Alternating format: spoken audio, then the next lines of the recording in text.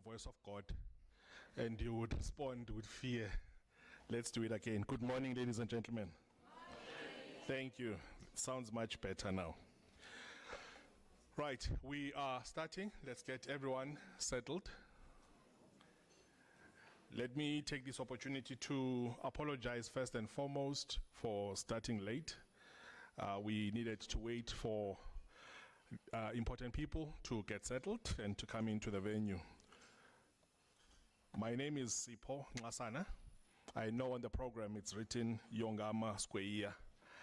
Physically, I may look like him, but I'm not him.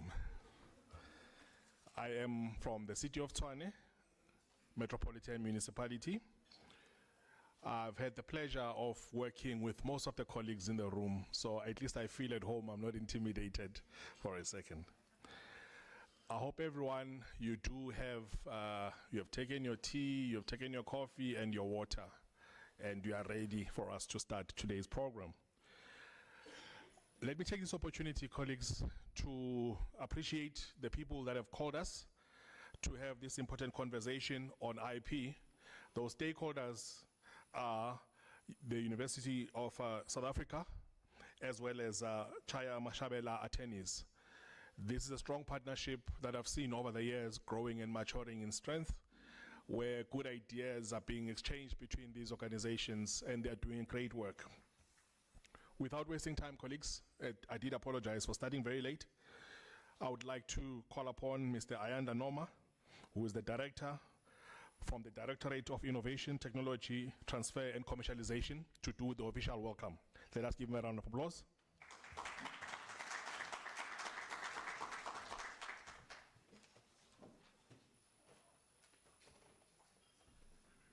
Good morning. Good morning. Thank you so much. As the program director has indicated, thank you so much, program director. Name is Ayanda Noma. I'm with the Directorate of Innovation, Technology Transfer and Commercialization.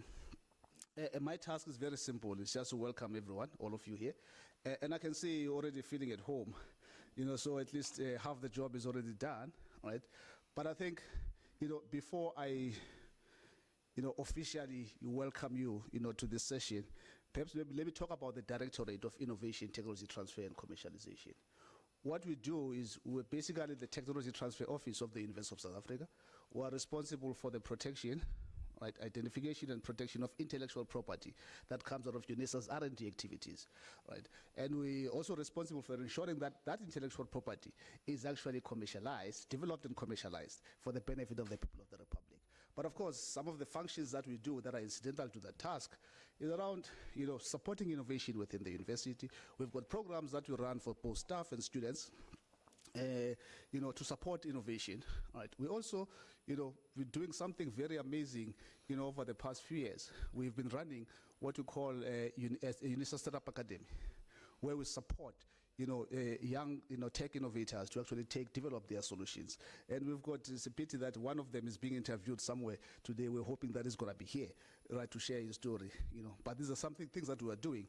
And of course, at the heart of it all is really the vision of UNISA, right? We're shaping futures in service of humanity in different ways, right? In our space, in terms of IP, in terms of, tech entrepreneurship. So, and of course, it falls, within if you look at, the theme for this year. We're here, by the way, to celebrate, the World IP Day, right? We decided it normally happens on the 26th of April of each year, right? But in our case, right, we decided that it's going to coincide with the UNISA Research and Innovation Week. This week at UNISA is Research and Innovation Week. There are a whole lot of other activities that are happening within the university to actually support, right, research and innovation, to actually celebrate and showcase some of the initiatives that are happening within the university. And of course, having mentioned that, besides the awards, I'm sure you see a banner on the side. It says Innovation Festival, right? This is an event that we organize, every year, the last week of November. Don't forget, last week of November, we have the Innovation Festival. You are all invited, by the way. We are all invited, where we showcase, all the, sort of innovations that are sort of coming out of the university and all the interesting things, the facilities that the university has, we showcase those. And of course, we have conversations around innovations, around IP. And of course, today, right, it's one of those days where we talk about IP, we talk about this intersection between IP and the SDGs. And I think maybe I'm going to put Kgorong on the line here and say that, there are some statistics that are shocking that I have here, that I'm going to sort of talk about, shortly as part of welcoming you, that show the importance of addressing the SDGs, right? But I will say that mention the statistics. Maybe at the end of the session, we're going to have a short competition to see who remembers, most of these, shocking statistics. And of course, it's really very important, as you are aware, the SDGs. SDGs, right? These are the 17 goals that were adopted by the United Nations as part of the United Nations Agenda 2030. They were adopted in year 2015. And of course, most countries, committed themselves, to these particular goals. And I mean, you've got around about 169 targets, as well as 247 indicators. Quite a comprehensive set, of matrices. And the idea is for these to address issues of, people issues, planet issues, prosperity issues, peace, and partnership, right? I don't know about your assessment, right? But if you look all over the world, there seems to be, less and less peace. I don't know.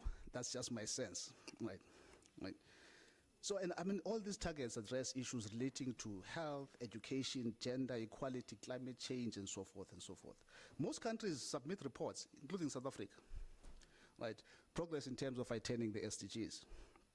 And of course, the report, the United Nations SDG report of 2022, highlighted some grave dangers. Say that the Agenda 2030 may not be attainable, right, for quite a number of reasons. Of course, the obvious one is the COVID-19, right? But also, you also have climate change. And I think what I already mentioned, conflicts around the world. Right. Now, if you look at, some of the statistics that I found quite shocking, publication that I looked at, published in April. This is May, right? Yes. A publication came out in April of this year in another, journal. It says 99% of maternal deaths happen in the developing countries. And more than half of those happen in sub-Saharan Africa. I don't know, I mean, I'm going to mention others.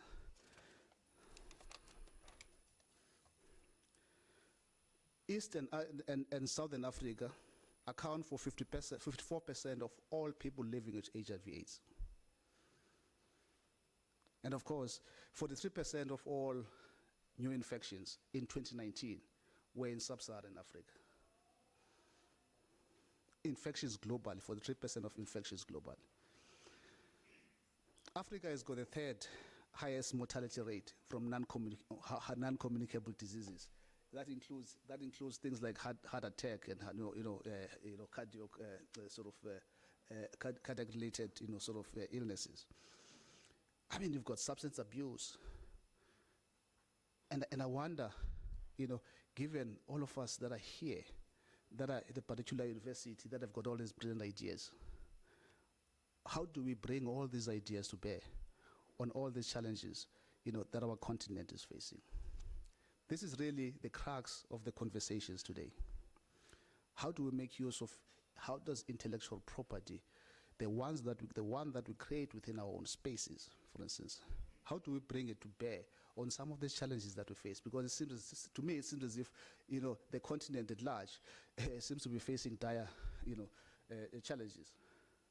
If you look by any measure, if you go through the SDG report, right, it seems the continent at large bears the brunt of all the ills in society. And of course, fortunately today, as part of the conversations that we have, we've got innovators amongst us, right? We've got entrepreneurs amongst us, people that are actually doing things to actually address, some of the SDG-related, sort of challenges that we face. And of course, perhaps maybe through their examples, maybe it's a challenge to all of us to say, maybe it's all our responsibility. As we always say within the DITDC, innovation is our collective responsibility. It's not for some, it's all our responsibility. In our spaces, where we work, in our spaces where we practice, right? It's incumbent on us actually to make sure that all these new ideas, new ways of doing things, right? Interestingly, I read an article, I listened to a documentary, watched a documentary, sorry, about Finland. Finland is the happiest country in the world, right? So I watched this documentary, and And the interesting thing I discovered was that actually the Finns work less than we do. But they work smarter, right? That's what they are saying. They work smarter, but less, than we do. And of course, these are some lessons there, to be learned. But colleagues, without, taking much, of your time, just to paint the picture of these are the challenges that we face, with regards to the attainment of the SDGs. And the bulk of these, are felt more acutely, in sub-Saharan Africa, right? And us being here in a higher education institutions, and I always mention this, being the privileged ones, being the smarter ones, right? How do we bring to bear all that knowledge, all that expertise to actually address some of the challenges? So hopefully today's conversations will actually do just that. And of course, we've got a lineup, speakers, very eminent and knowledgeable speakers that are going to come and sort of engage and share their ideas and share their knowledge with us. And with those few words, very, very few words, I must say very, very few words, I welcome you to this session, and hopefully we'll engage, right? Whenever we have sessions like this, I always want at the end, for us to have some sort of a statement, right? What is it that we're committing ourselves to do? Hopefully we'll be able to get to that position where we have that statement that says, as this congregation here today, this is what we are saying, about the SDGs and IP, right? And more importantly, what are the solutions that we're putting forward? Colleagues, welcome, and I see that you already feel at home, so my job is done. Thank you so much.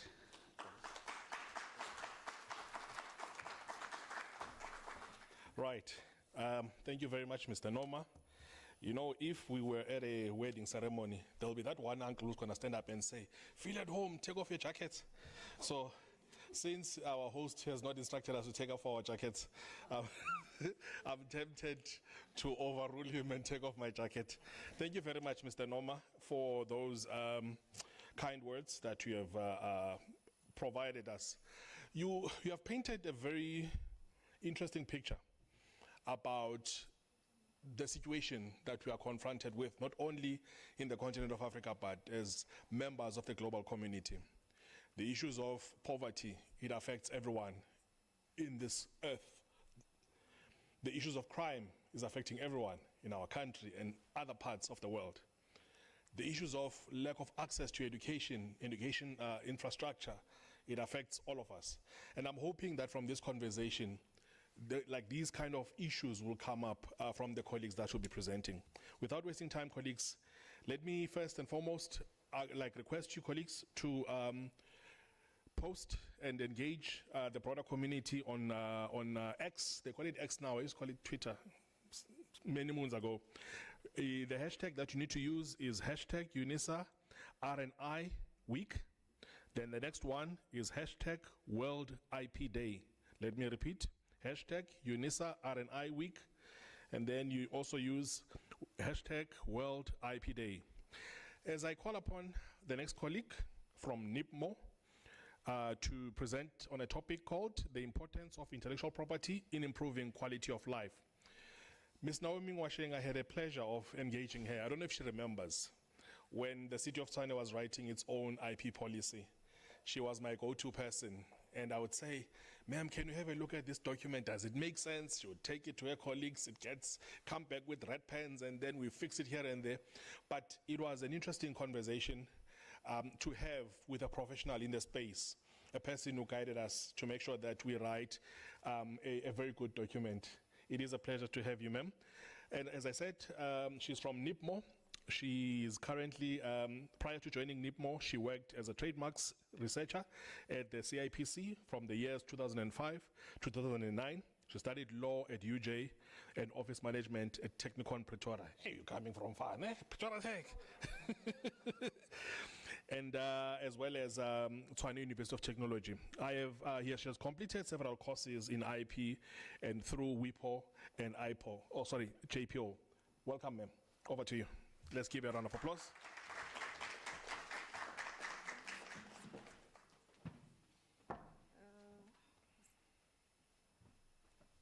Okay.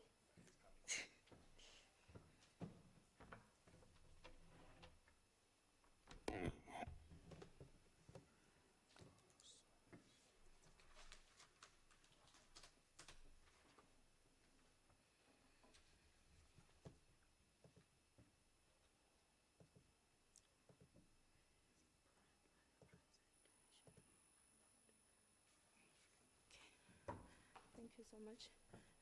Good morning, colleagues. Mr. Program Director, thank you so much. Mr. Ayanda Noma, you made my job very easily by just explaining why we are here and all that. So my job is just going to be very brief, and yeah, I hope we are going to have a fantastic day. So my name is Naomi Mwasheng. As already mentioned, I'm from the National Intellectual Property Management Office. So Ayanda has already mentioned the 26th April. So this day was chosen by the United Nations agency called the World Intellectual Property Organization. Why the 26th April? Because this agency, the WIPO, was created on 26 April 1970. Therefore, the day was chosen to raise awareness about the role of intellectual property in fostering innovation and creativity. And when we talk about intellectual property, we're talking about the creations of the mind, like inventions, artistic works, designs, and symbols. And then IP rights provide creators and innovators with exclusive rights to their creations, and then incentivizing investment and innovation. So celebrating World IP Day highlights the technological cultural importance of IP and IP rights, excuse me. So every year, WIPO chooses a theme for World IP Day. So this year's theme is IP and the SDGs, building our common future with innovation and creativity. So while this SDGs does not explicitly mention intellectual property and the IP rights, it plays a crucial role in fostering an environment conducive to innovation and sustainable practices. So an emphasis is made on the SDG Goal 9, which says without technology and innovation, industrialization will not happen. And without industrialization, development will not happen. Okay, the United Nations adopted these SDG goals, which Sustainable Development Goals, which are like, there are 17 and they target 169 goals. And then they create an overarching development framework, guides global to local efforts until 2030. So I'm not gonna go through them one by one here, but we're gonna talk about some of them. I'm not going to cover all of them. Okay, I think Ayanda already mentioned about, well, the no poverty, addressing the zero hunger and all that, and the good health, well-being. From my perspective, I would say these SDG goals are intertwined, because if we're talking about good health and well-being, there's no way we're not going to have not to speak about addressing the issues of poverty and ensuring that there's no hunger, and therefore we will get the good health and well-being. So some of those goals include the quality of education, because if we are educated and all that, we will be able to have a good health and well-being, we will be employed. And SDG Goal 5 addresses the gender equality. So I think our country is trying by all means to ensure that there's a balance between women and men, and everyone else can get a piece of the cake. And then, yeah, hence reducing inequalities.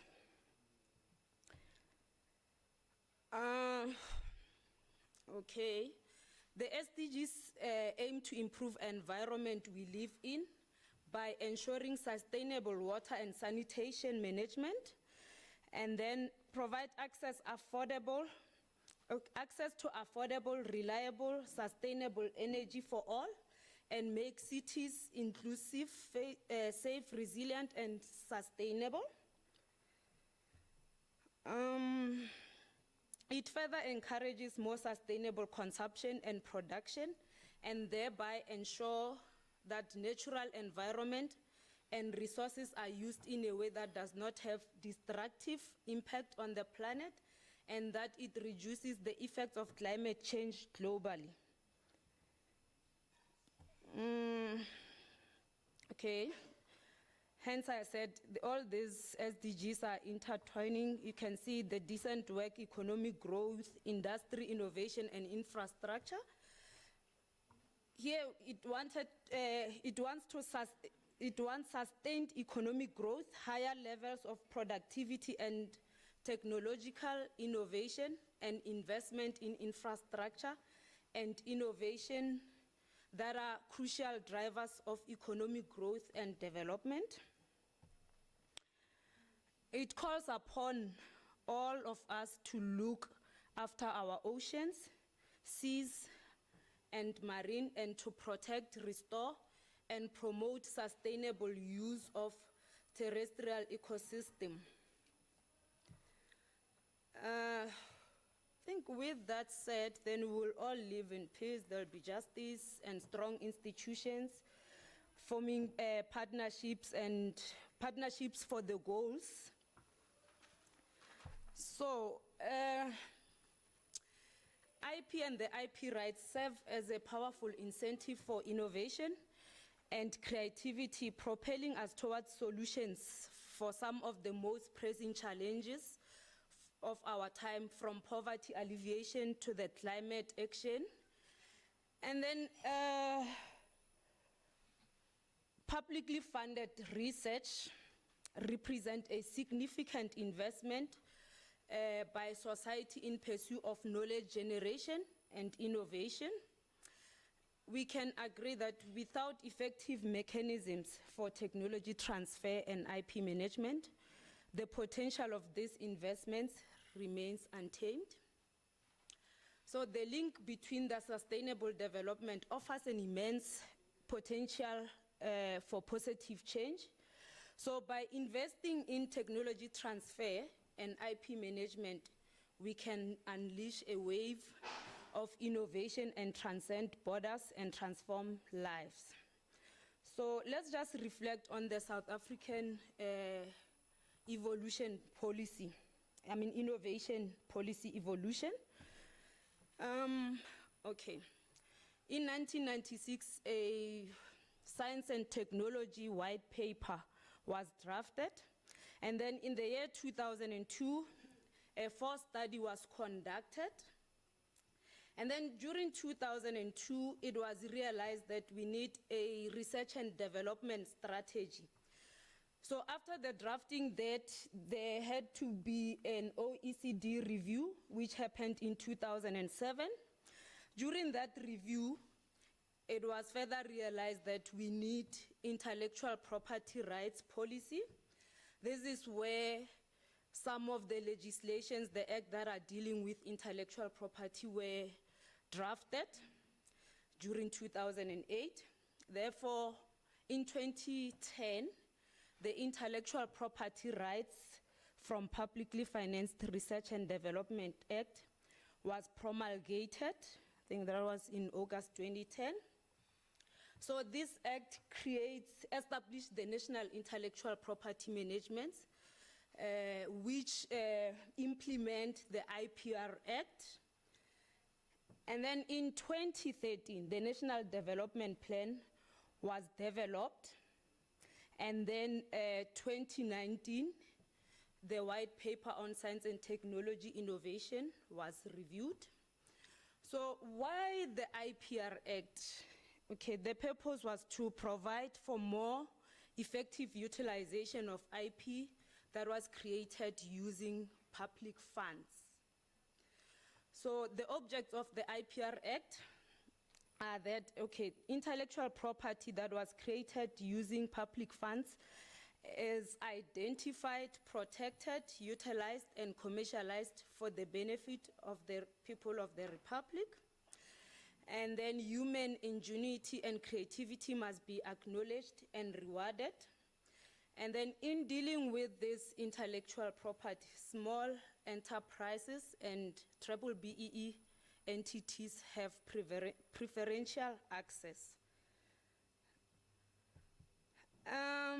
Okay, how do I determine that the IP that was created falls within the scope of the IPR Act?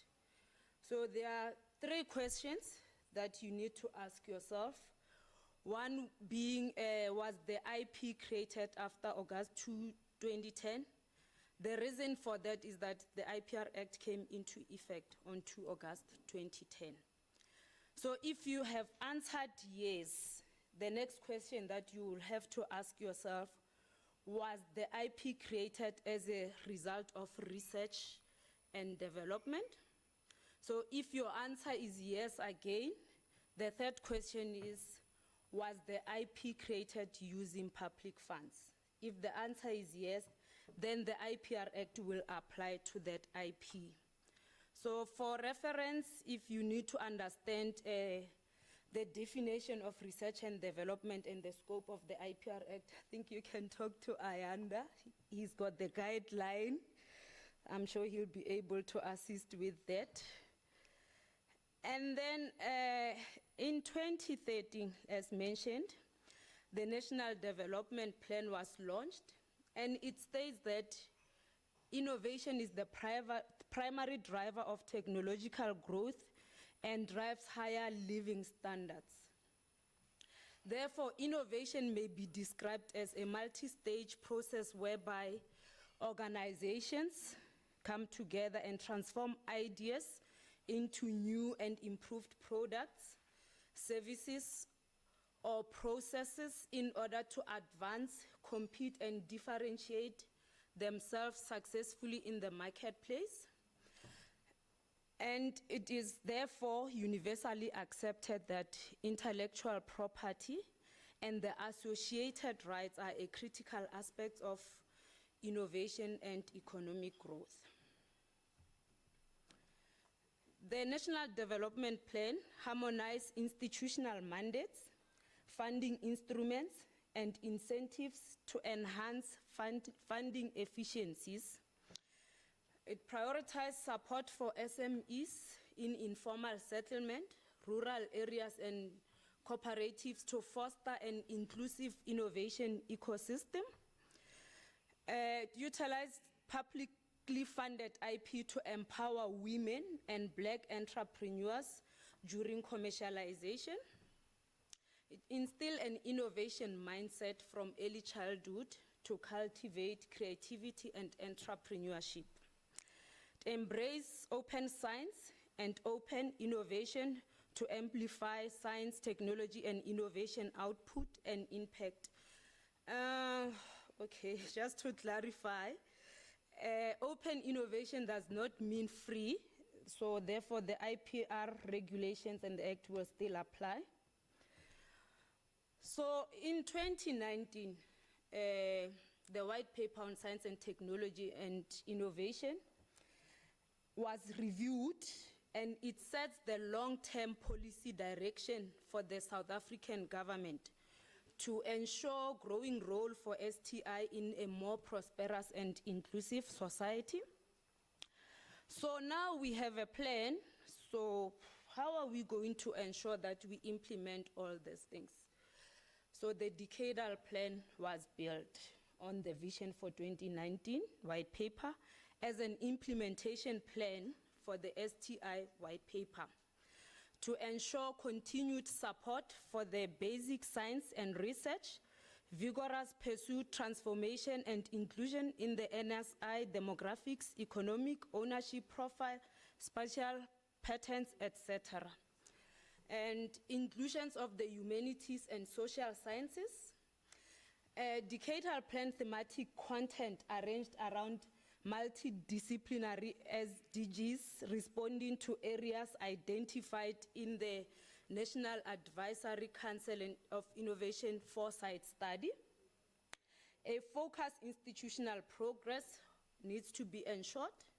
Technology-focused areas that allow for demand-driven and bottom-up development of knowledge and solutions to challenges. Okay, so when you open the IPR Act, the first sentence that you will get is to provide for more effective utilization of intellectual property emanating from publicly financed research and development. So with that said, the NIPMO mandate is very limited. The IPR Act speaks only about intellectual property that was created using public funds. So the promulgation of the IPR Act marks a milestone in our journey towards harnessing full potential of publicly funded research for sustainable development. This legislation does not only mandate the establishment of offices of technology transfer, but it also provides a framework for the effective management of intellectual property arising from publicly funded research.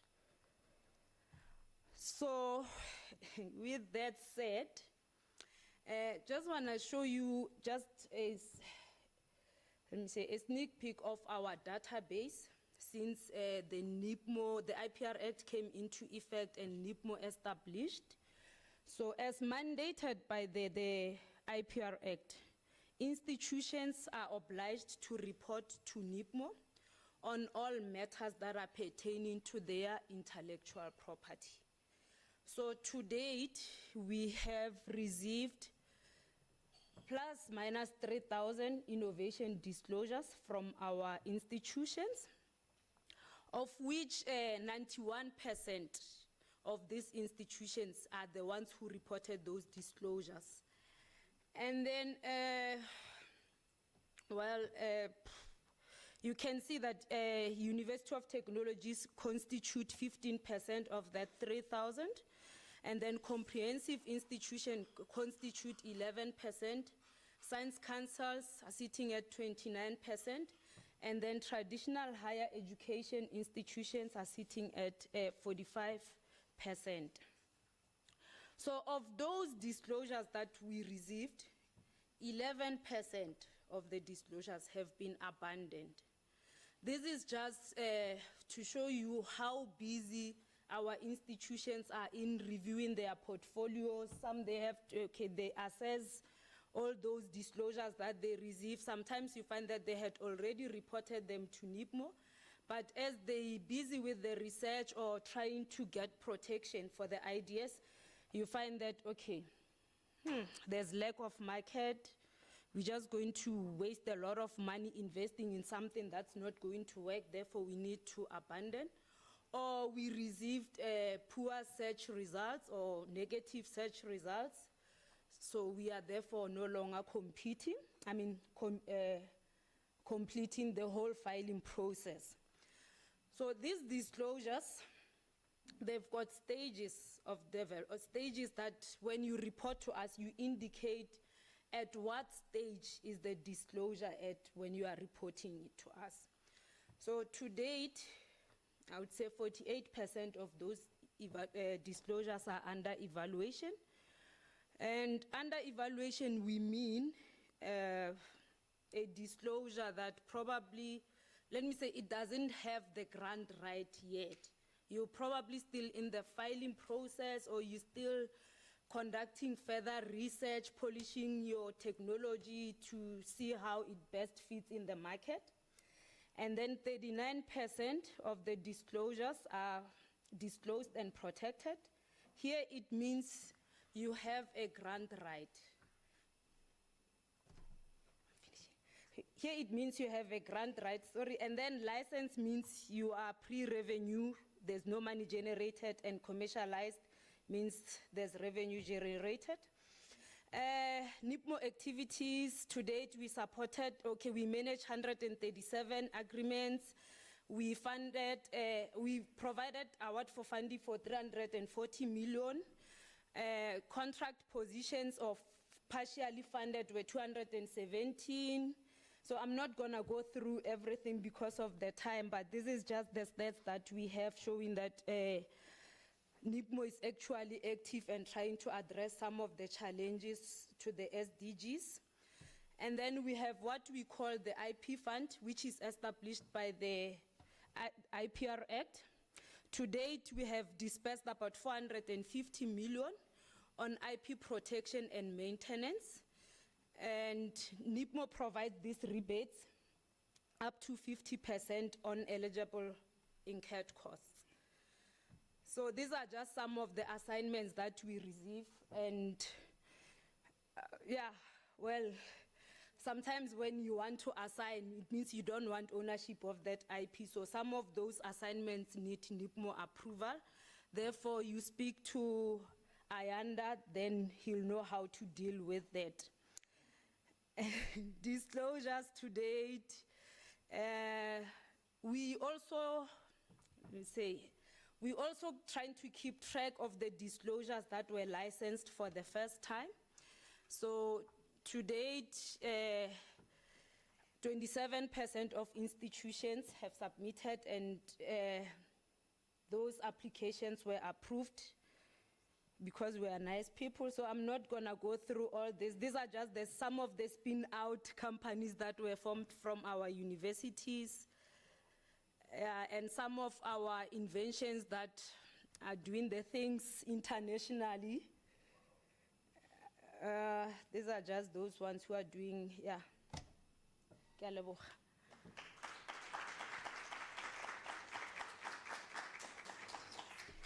Questions? Okay, colleagues, I can allow at least one, but not more than two questions from the floor. Does anyone have a burning question? Okay, there's a question over there. Okay. Please introduce yourself, ma'am. Thank you so much. Let's just wait for the roving mic. Yeah, I want to hear your voice.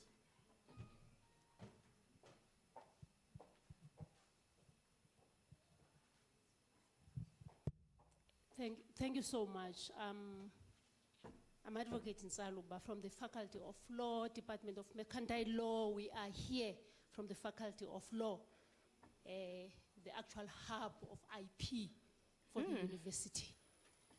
And we're making a statement that we're here for keeps. Let me go to your presentation. There's a slide that you have, which is quite interesting, called the statistics on your licensing. You have what you call comprehensive, that particular slide. Would you be so kind as to explain what you mean by comprehensive? That's one. But the second thing is, just with my history now, I'm coming from a military where we do most of these things.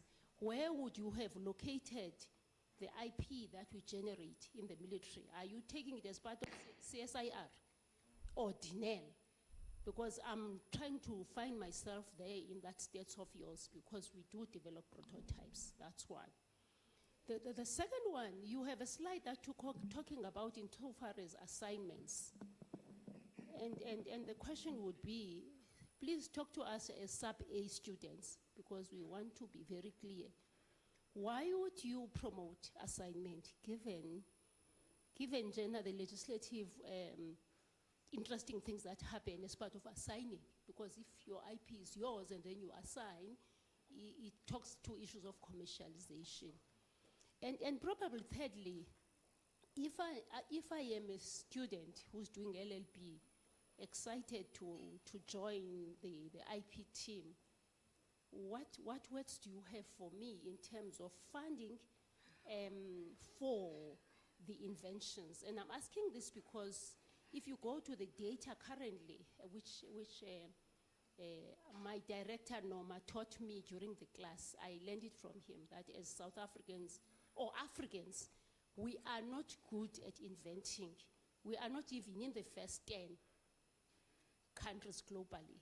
Now, we know that there are institutions like comprehensive high schools. We know that there are universities. We know that there is a competition that runs annually of students that develop concepts, and they present them and say, I need funding. I'm putting this before you because they talk to the newness of the invention. The question for me to you is, how do we deal then with the innovativeness part of a patent during those competitions? Because the students at that time are saying, I'm looking for money to go further. And by that time, when the student is presenting, in my book, the newness is gone. How do we deal with that? Thank you.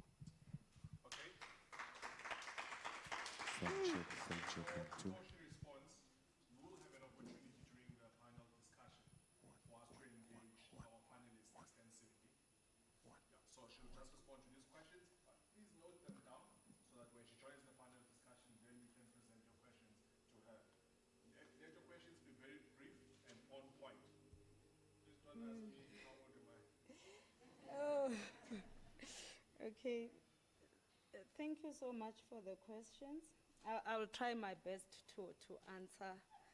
Okay. Let me start with the innovatives that are taken to competitions. I would say, because once you put your innovation on a competition, you might destroy novelty. So it's a tricky one, but when we're speaking about competitions, can we maybe perhaps have filed some sort of a provisional patent application just to have a priority date before you actually make your idea public? Because once it's there, it's going to be difficult and really difficult to protect. So yeah, we urge everyone to be mindful of that. And then you spoke about the funding for investments. This is a very tricky one because coming from NIPMO, we are not actually playing part in funding and okay, there are other institutions that provide funding based on your technology and all that. And I don't want to mention names who you need to approach, but there's a lot of funding out there. You just, firstly, the issue would be, do you believe in your technology or your idea? Because if you really believe in your idea, I'm sure there will be some people that will be willing to work with you. And then we have what we call the Innovation Bridge Portal, which is the collaboration. It was created by the Department of Science and Innovation. And the aim was to create a link between stakeholders and the stakeholders, innovators, the funders. So maybe you can register on the portal and then probably request for funding there. You might find somebody who's interested maybe to work on your technology or to just fund based on whatever the agreements that you might have in place. And then on assignments. I know it's not easy to just give away what we have, because when you're assigning, it means you relinquish all your rights, and then you will have no further say on your technology. So we do receive a request for assignment from NIPMO's side, and then we check whether your assignment will be beneficial to the Republic. Remember, you find that that IP was created using public funds.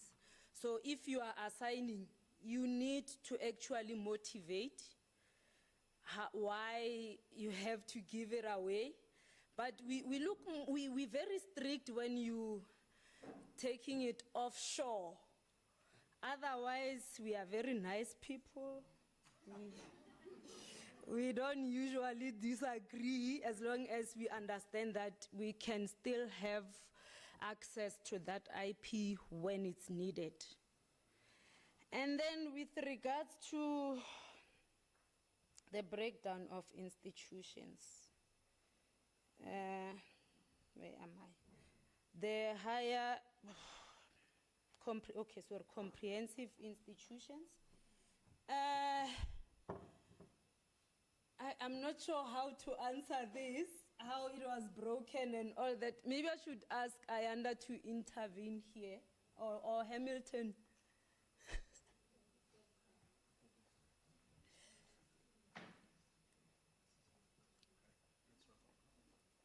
Okay.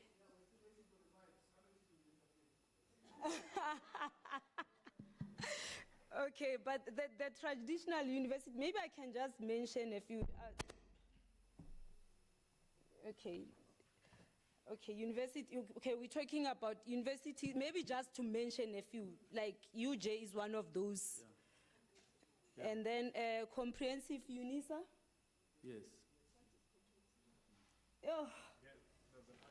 Yeah, so thank you. So comprehensive universities, you see, there was a merger, if you remember, there was a merger process where comprehensive universities, they took former technicons and they were traditional universities, they become comprehensive. UJ is a good example, UNISA. And traditional, of course, Stellenbosch, UP, traditional university. Science councils, you know, UNISA, HRC.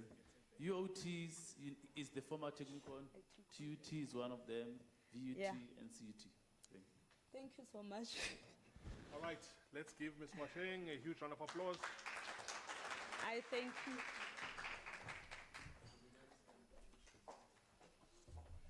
Thank you very much, ma'am, for a very insightful presentation. And thank you very much, Advocate, for the questions. What I liked about your question, and this is something that I often say with my colleagues at the city, how do we make the kind of work that we do to be understood by my 10-year-old, my 5-year-old? And a question has come up in my mind to say, should we then, as universities, create a drive to teach these things in high schools? I know, like Mama Shabela normally goes to schools and does talks with young people. There should be more of these initiatives that are done at an institutional level. When we have career day, inviting students to come to our universities and see, let's talk about IP, because there's a lot of wealth that is out there. Kids are generating IP maybe on a day-to-day basis, but we don't know. Give me an opportunity, colleagues, to also acknowledge some of the key stakeholders that are here, from Chaya Mashabela Attorneys, our colleagues from UNDP, UNISA College of Law, NIBMO. There's another gentleman who's from Technovera. He's going to be on the panel. Our colleagues from TUT, innovators and entrepreneurs that are here. Thank you for coming and spending this morning with us. Without wasting time, colleagues, I was reading an article that I got this morning, also connecting this article with what Mr. Noma was saying. It's an article titled Intellectual Property, a Tool for Achieving the UN's SDGs. The author of this article, somewhere in the text, he says, so the one way that Africans can gain a stronger position in the knowledge economy is by developing their IP through enabling laws that will ensure that innovations themselves are a nest for the benefit of Africans and for the benefit of Africa. This is a nice, excerpt that paves the way for the conversation that we're going to have now, being presented by my colleague, Clariska Moodley from UNDP, under the topic, the value and importance of SDGs. Mr. Noma, I met Clariska many moons ago when she was still at CSIR. And then we reconnected once she moved to UNDP, still continuing the work. but now working with young people. You know, I met her recently when she was leading the grassroots program, which is something that speaks to innovation and bringing in young people and saying, let us harness ideas coming from young people to also build a vibrant economy. Over to you, ma'am. Let's give her a round of applause.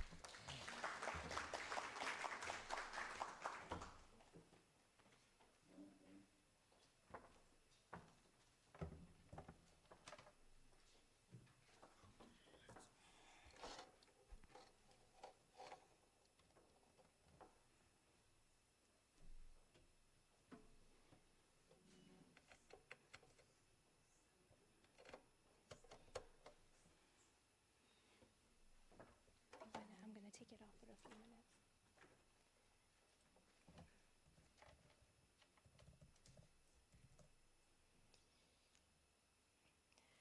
Okay, so good morning.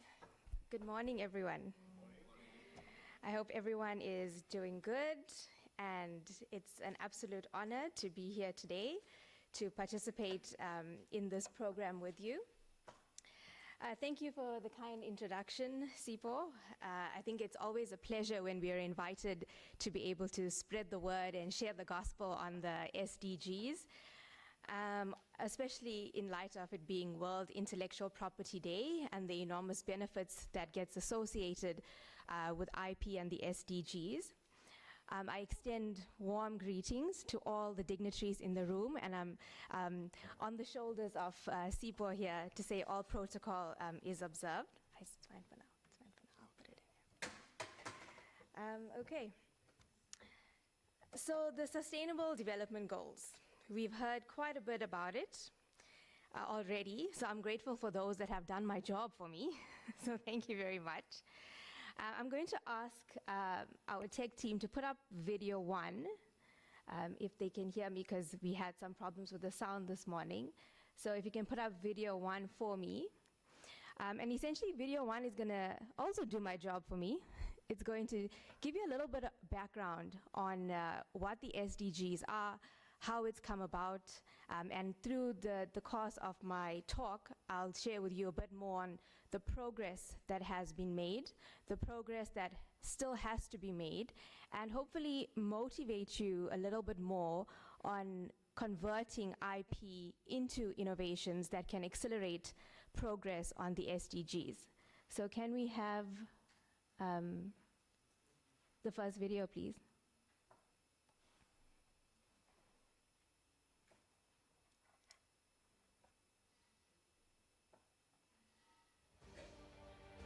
The United Nations General Assembly was the scene of a celebration in 2015, when 193 member countries adopted the Sustainable Development Goals, a unanimous commitment to end poverty, fight inequality, and tackle climate change. We need action from everyone, everywhere. 17 Sustainable Development Goals are our guide. They are a to-do list for people and planet, and the blueprint for success. The SDGs are an agenda to balance human prosperity with protecting the planet. Imagine there's no countries. UNICEF Goodwill Ambassador Shakira asked global leaders to imagine a world where we achieve the goals by 2030. While fellow UNICEF Goodwill Ambassador Angelique Kidjo underscored a focus on Africa and developing countries. But the universal agenda is important to all nations, as leaders from developed countries also pledged to make the goals a reality. Poverty, growing inequality exists in all of our nations, and all of our nations have work to do, and that includes here in the United States. And that's why today I am committing the United States to achieving the Sustainable Development Goals. The Sustainable Development Goals build on the success of another 15-year plan. Created in the year 2000, the Millennium Development Goals sunset at the end of 2015. The MDGs halved extreme poverty, achieved equal primary education for girls and boys, and dropped HIV infection by 40%, among many successes. The SDGs go beyond the MDGs by improving the lives of everyone, everywhere, and create a better world for future generations. Today, we are 193 young people representing billions more. The youngest Nobel Peace Laureate, Malala, calls on world leaders to keep their promise to every child. Each lantern we hold represents the hope we have for our future because of the commitments you have made through the global goals. And Pope Francis advised world leaders to put humanity and the environment over politics. Los gobernantes han de hacer todo lo posible a fin de que todos puedan tener la mínima base material y espiritual para ejercer su dignidad y para formar y mantener una familia. 193 nations unanimously committed to the Sustainable Development Goals. It is so decided. But the journey starts here. Now's the time to take global action for local results and move our people and planet towards a sustainable future.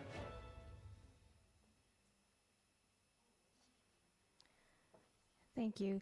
So that's a little bit of background of where these SDGs come from. It's 193 countries globally that in 2015 decided that in order to improve people and planet, this is the framework that we need to follow.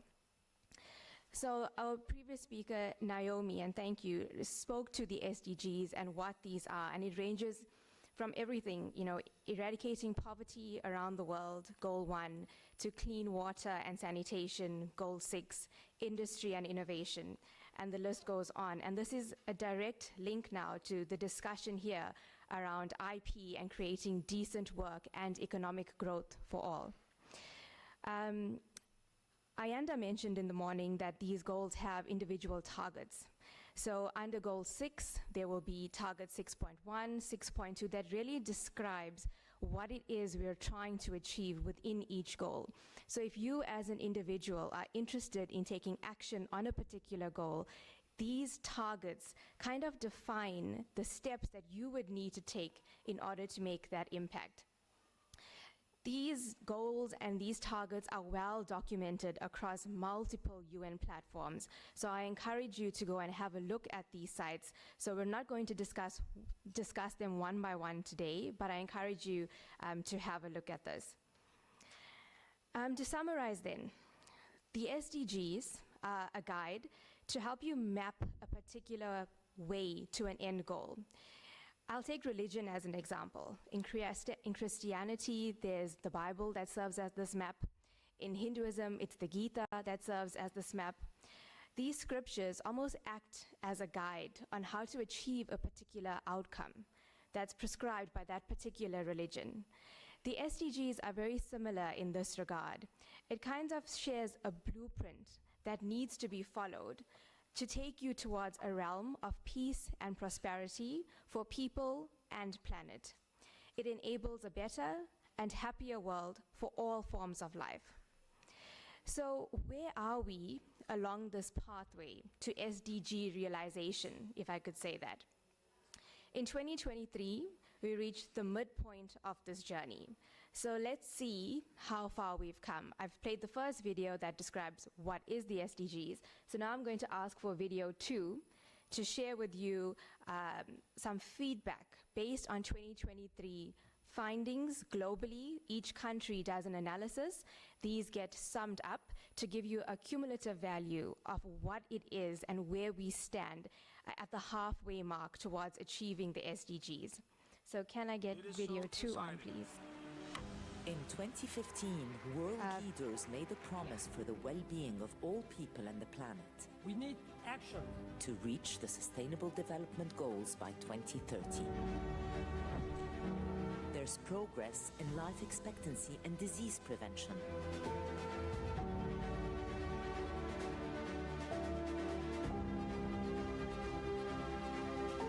There's greater gender parity in management positions.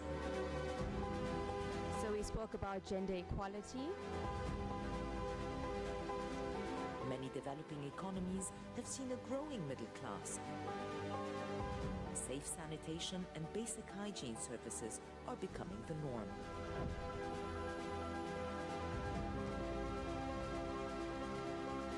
speaks to Goal 6 and access to water and sanitation.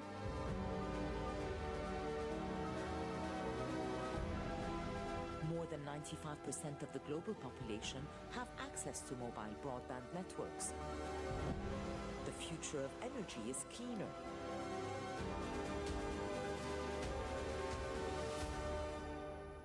Unfortunately, at the halfway point, only 15% of SDG targets are on track, and more than a third are stagnated or in regression. More than 780 million people face chronic hunger. More than 100 million families are fleeing war, conflict, and human rights violations. Social protection, education, and healthcare are still out of reach for too many. Human rights are under assault. With the planet warming at 1.1 degrees Celsius, extreme weather is wreaking devastation around the world. Biodiversity is being lost at an alarming rate. These global threats must be overcome with smarter solutions, renewed ambition and determination, and recognition of what has not succeeded in the past. We must commit investments from billions to trillions in increasing social protection and decent jobs, transforming education, digitalization, energy transition, food system transition, and environmental protection. To get there, we need global solidarity for the planet, for people, for generations to come. No excuses, no delays.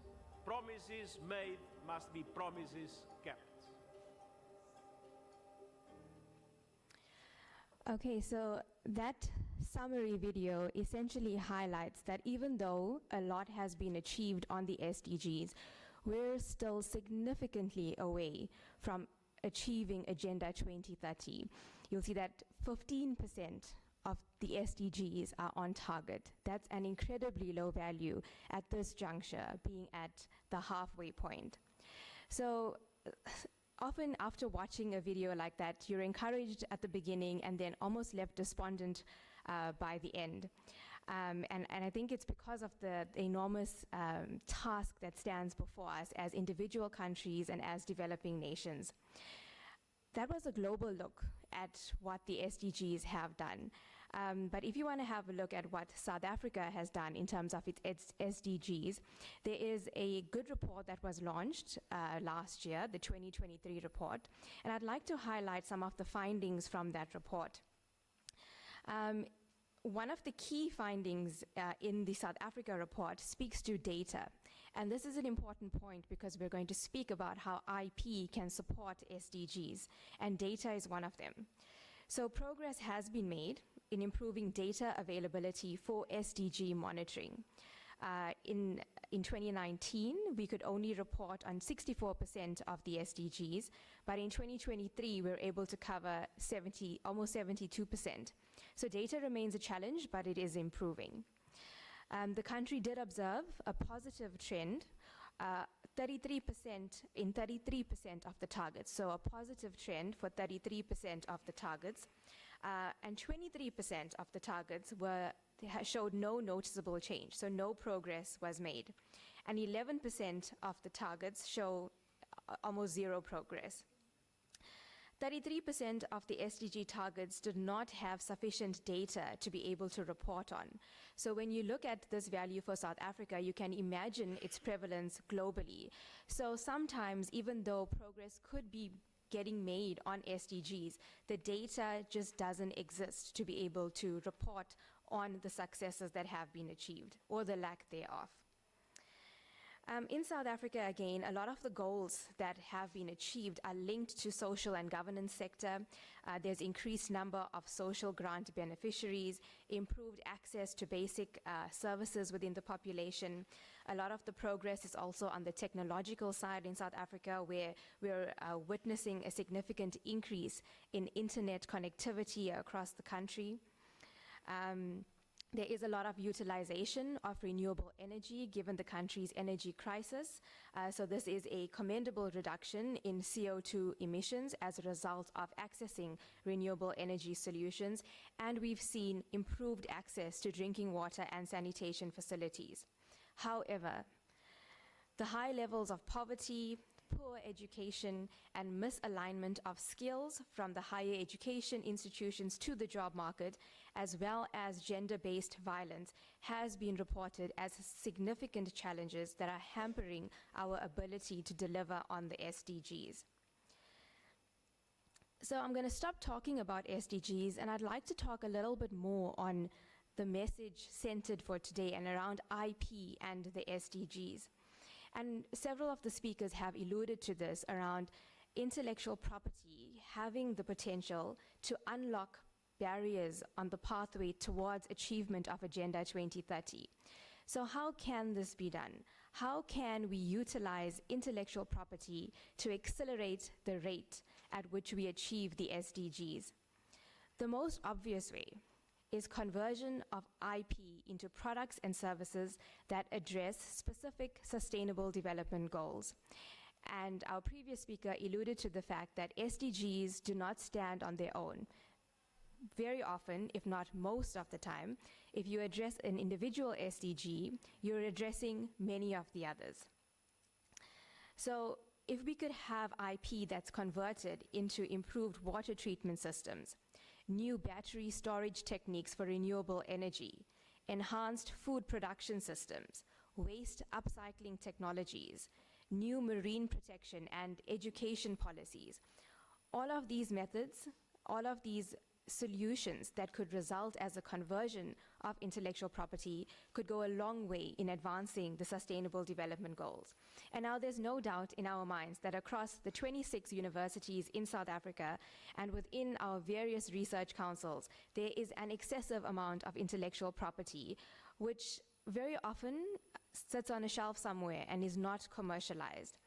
And even worse, some of the knowledge sits hidden inside laboratory books or in the meeting minutes of researchers' meetings of minds. And I know because I've been there, I've been a researcher and I've seen this happen. There's a lot of knowledge that doesn't even reach the surface that it can actually impact the SDGs. So we need to reflect on not only protected knowledge, but other knowledge that might be deemed unimportant, but if it's brought to the surface where you can engage on particular topics with other partners in the room, this could actually result in new partnerships that could craft new solutions that could tackle the SDGs. I want to emphasize partnerships again, and this was alluded to earlier. Partnerships in the context of intellectual property, not just unprotected knowledge.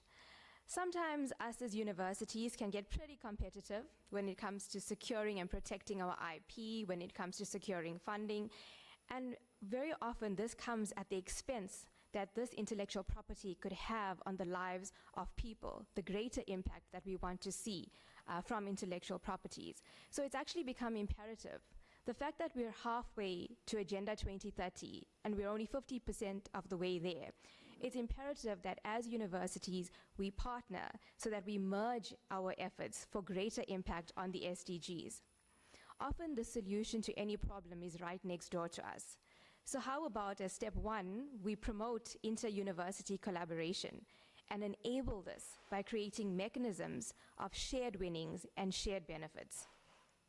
I spoke about data capturing earlier, and data capturing and monitoring was really highlighted as a gap, not only in the South Africa report, but for many other countries. Like I said, often the SDGs show no progress, but that's only because there's no data to be able to show that progress, not because no progress was made. So how can we use intellectual property to improve ways of data gathering and data analysis for better reporting and tracking of the SDGs? Another point, again, this was mentioned around language and communication. How do you explain this to our sons and daughters? It's communication. We need to get better at marketing and promoting our intellectual property to potential investors. And commercialization partners. Often as scientists and research, we're so focused on the technical aspects of our work. We're so focused on communicating the science behind our innovations that we forget to market the benefits these have on the population itself. And most investors, most funders will fund a storyline. They're businessmen and women. They're not really interested in how great your imaging technology works. They're really interested in how that imaging technology can help resolve how we diagnose breast cancer, for example. So we need to get better in communicating the benefits on society of these scientific innovations in order to garner greater support for commercialization of intellectual property. Another comment is on university culture. Sometimes research gets done for research's sake. Publishing in highly rated journals, and sometimes with limited real-world impact. I know because I was there. The goal becomes so much so of publishing in Springer and other highly rated journals, and publishing becomes, and yes, publishing is absolutely important. We need to grow the body of knowledge that supports intellectual property. But I would like to encourage and we create a different mindset that shifts the focus on utilizing the little funds that we have for research and development to make a difference in the world. So if we keep that mindset at the back of, in mind when we are trying to create innovations, perhaps we'll be more driven to get impact out of the intellectual property. We need to bring in commercialization partners really early in R&D. They can help push us towards market-led or demand-led research to enhance commercialization potential later on. And this will help us strengthen our impact culture. Far too often we go so deep into creating research and doing research and development that very late we go into trying to onboard investment partners and commercialization support partners. And sometimes they prefer to be on the journey with us. They like to guide the development. They like to create the strategies with us. So maybe there's something to be said about bringing in private sector and commercialization support very early in the R&D journey. My overarching comment remains keeping the SDGs in mind, keeping empathy and kindness in mind when considering intellectual property. Like I mentioned, IP suggests protection, competition, it's mine. How can we change the narrative of IP to one of kindness for people and planet, and focusing on IP conversion to improve the quality of life? Yes, intellectual property by its nature is competition, it is protection, it is for profit. However, how can we, and it has to be done, it's incredibly important, but how do we maintain kindness and empathy that will drive us to commercialize intellectual property? IP commercialization is business, right? When you talk about commercialization, it's about spinning out the R&D that you've done for profit. And it means making profit. However, business can also mean making profit while doing good. And I think this is another message that needs to get out there. How do we encourage companies, small businesses, SMMEs to do good while doing business? How can this be done? First and foremost, the product or service you offer can directly impact a person's life in a positive way. For example, if you have a new low-cost internet solution, it could change the game for those in remote communities. They could now have access to internet. And this feeds directly into the SDGs innovation and infrastructure and giving equal access to opportunities such as working and studying. Secondly, so that's the direct product or service you offer.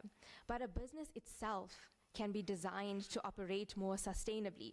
For example, if you're a farmer, are you using irrigation solutions that are reducing water consumption? Are you planting crops in a manner that conserves the land? How can you embed sustainability into your operational processes?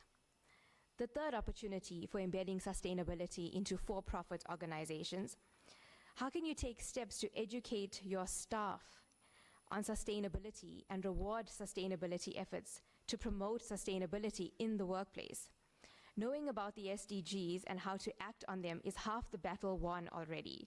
And sometimes it's something as simple as reporting a leaking tap or a leaking toilet in your place of work, because that reduces water wastage and that directly impacts an SDG.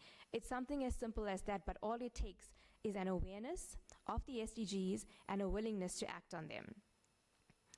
And something that many corporates are doing is also reporting on ESG, environment, sustainable, social, and governance aspects. It's almost an accountability mechanism that says you will report annually on what you've done as an institution to address the ESG, and now what we refer to as SDG impact standards at a corporate level. I'd like to share an example from Walmart of doing good while doing business. Nearly 30 to 40 years ago, the company launched a program to cut diesel use in their company vehicle fleet and double the efficiency of their truck fleet, which was about 6,500 vehicles in the US at the time. This involved educating drivers on improved driving techniques, improved technical engine designs, among other things. Walmart met their goal in 2015, and in the process, they saved money, which is a business goal. They saved almost $1 billion in fuel cost alone. And since then, Walmart has improved its vehicle fleet fuel efficiency, saving them another $140 million and avoiding, and this comes the SDG part, avoiding 87,000 metric tons of carbon dioxide entering the atmosphere. And that's promoting reducing the impact on climate change. And this is a fantastic model for generating profit while protecting the environment. So making money and doing good are not exclusive. They go hand in hand, and it can be done, but what it requires is a shift in mindset. Sustainable businesses are important because, especially as a startup, more and more funders and investors are looking at impact investing. So if they're investing in your venture, you damn well better be investing in society, in the environment, because they will only invest in you if they understand that they're investing in the SDGs. If you utilize your resources responsibly now, for example, not poorly managing water resources, in the future, limited water availability could force your business to shut down. So it's in your own business's interest to utilize resources responsibly for the longevity of your own businesses. Customers are also becoming more and more focused on sustainability. If you look at Woolworths and Checkers, sustainable packaging materials has come to light, free range has come to light. And this is all about tapping into a market that's growing, a consumer that is growing, awareness that is growing around sustainability. Unilever announced that its purpose-led sustainable living brands is growing 69% faster than the rest of its business and delivering 75% of the company's current growth. And this is their market research that is suggesting even in developing nations, in Africa, in South Africa, consumers are demanding sustainable business adoption. And also, NPOs and NGOs are now calling out firms for irresponsible business practices in a big way. So the cost of reputational damage when you're a startup and the cost to pivot when you're no longer a startup but at a corporate level is quite expensive. So if you're a startup, if you're a business that's forming now, you might as well become sustainability focused to avoid reputational damage and a high cost of switching business operations later on. In closing, I'm going to leave you with this. Sometimes when we have too many options and too many choices, it's actually not a good thing. Here's an example from a company called Yellowtail Wines in the US, well, originally from Australia, who changed the game in the wine industry. Historically, in order to purchase wine, you almost needed to be a wine connoisseur, as the wine bottles displayed extensive product information about the vineyard, the weather conditions, the grape type, the temperature, and all of that. So if you needed to select a bottle of wine, you had to really go through all of this information. So it became quite difficult for a regular customer to choose a bottle of wine. Yellowtail Wines launched just two brands, a red wine and a white wine. And they wanted to demonstrate that wine could actually be fun, it could be easy to drink, and it could be easy to understand. Well, I don't think they needed to convince us that drinking wine was fun. They launched just these two brands, red and white, and they launched in the USA with a goal to sell 25,000 cases. They sold over 1 million cases in year one, and the research is now showing that customers preferred less options, either A or B, either white wine or red wine. They didn't care about the weather conditions, the grape quality, who picked the grapes, none of that mattered. And yellow wines became a leading retailer of wine on the continent in the United States, starting off in Australia. So coming back to IP, and sorry I digress, but what if as researchers we only had one choice, that we had to convert all intellectual property and knowledge that we generate from R&D into solutions that can accelerate the SDGs, that can improve people's lives and the planet. And that could be a game changer. So let's reduce the options we have. Let's only consider the fact that we should be generating IP for societal gain. Maybe that could turn the needle on intellectual property. Thanks.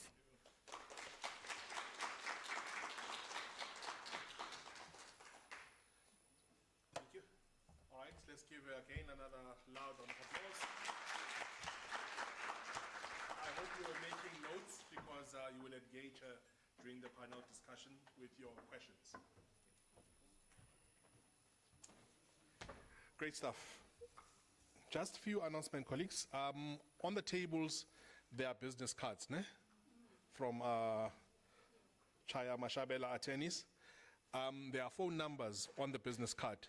So I would advise you, colleagues, if you really want to reach out to these colleagues, please use the numbers that are on the notepads. Please use the numbers that are on the notepad. Right? Cool stuff. Let me also take this opportunity, colleagues, to remind you that we are very busy on social media. Already, colleagues have got 1,000 likes. Please use the hashtag UNISA RNI Week.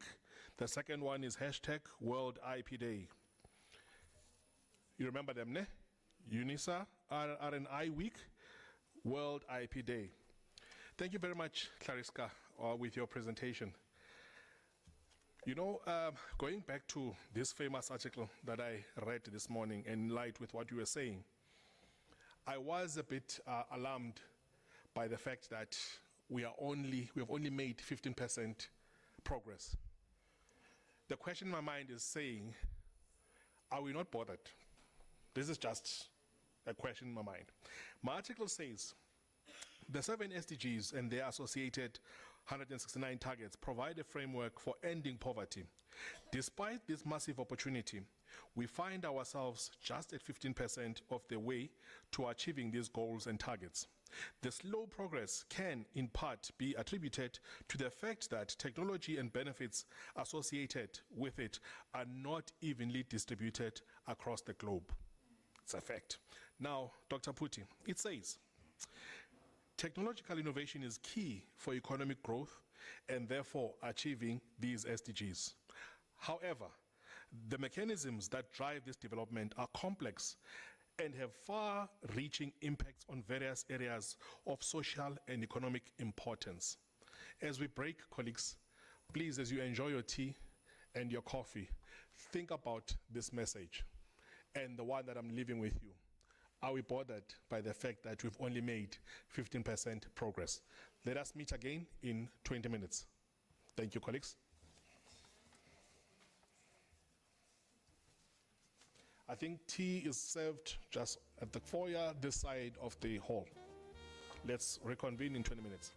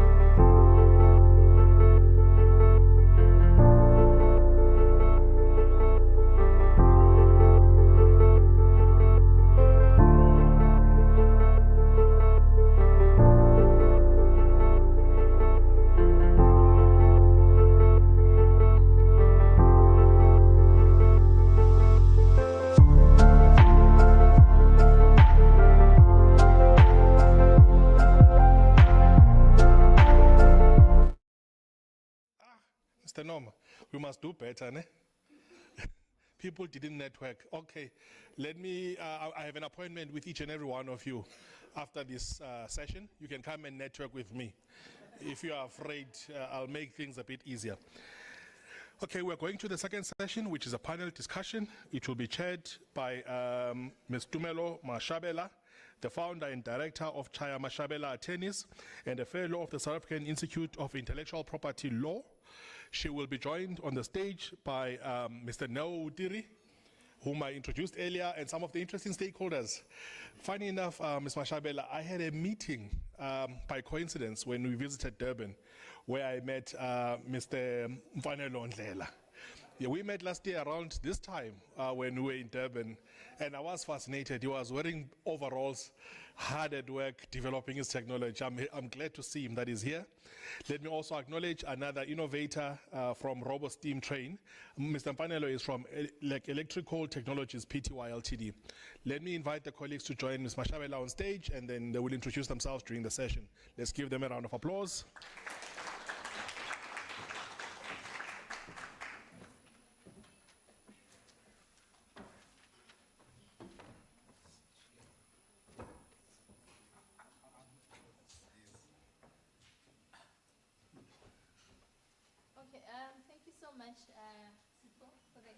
Okay, I'm still organizing a microphone.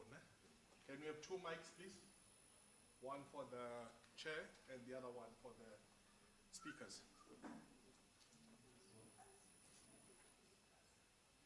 Oh, hello.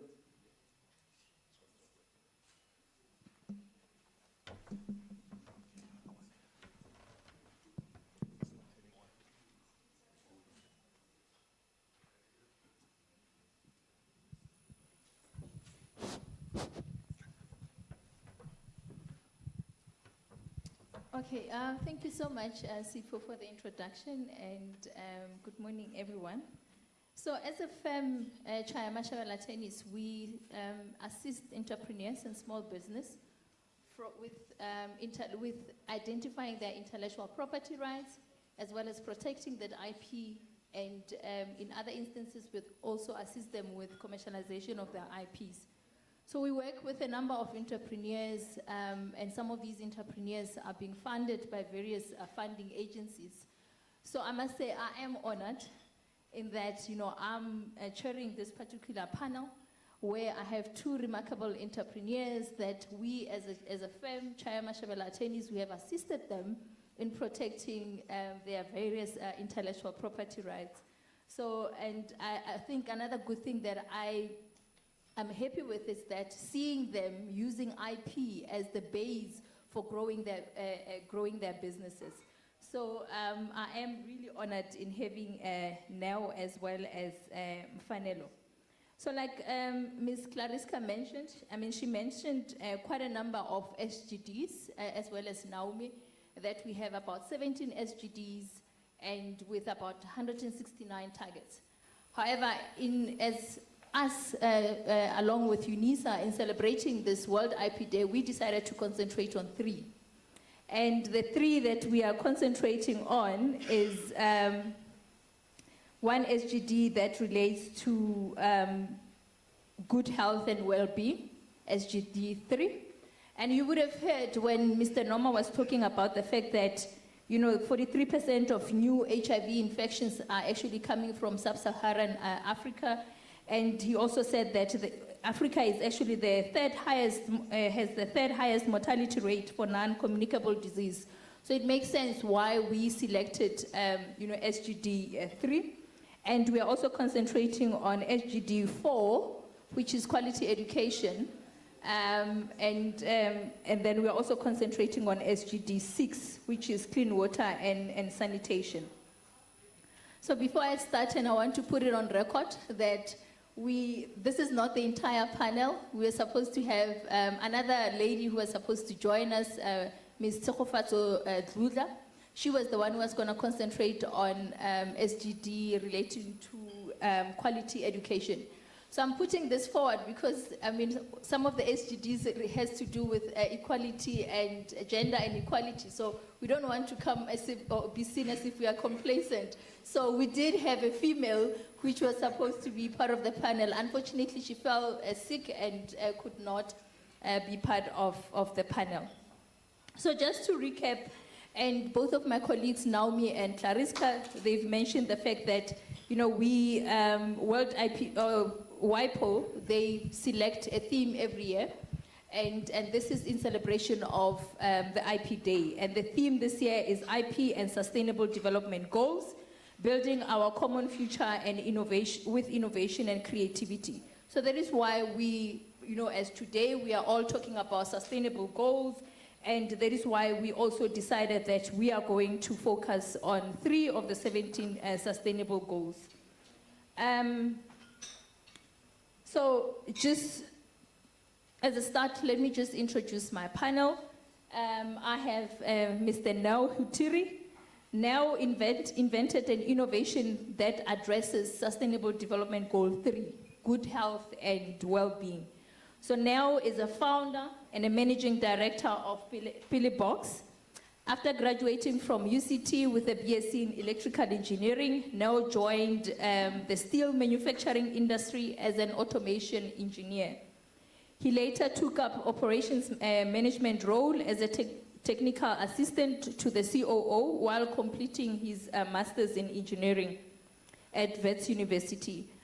Unfortunately, Nao was at some point diagnosed with TB, and he got to experience firsthand the lack of affordable, equitable, accessible healthcare in South Africa, especially in black communities.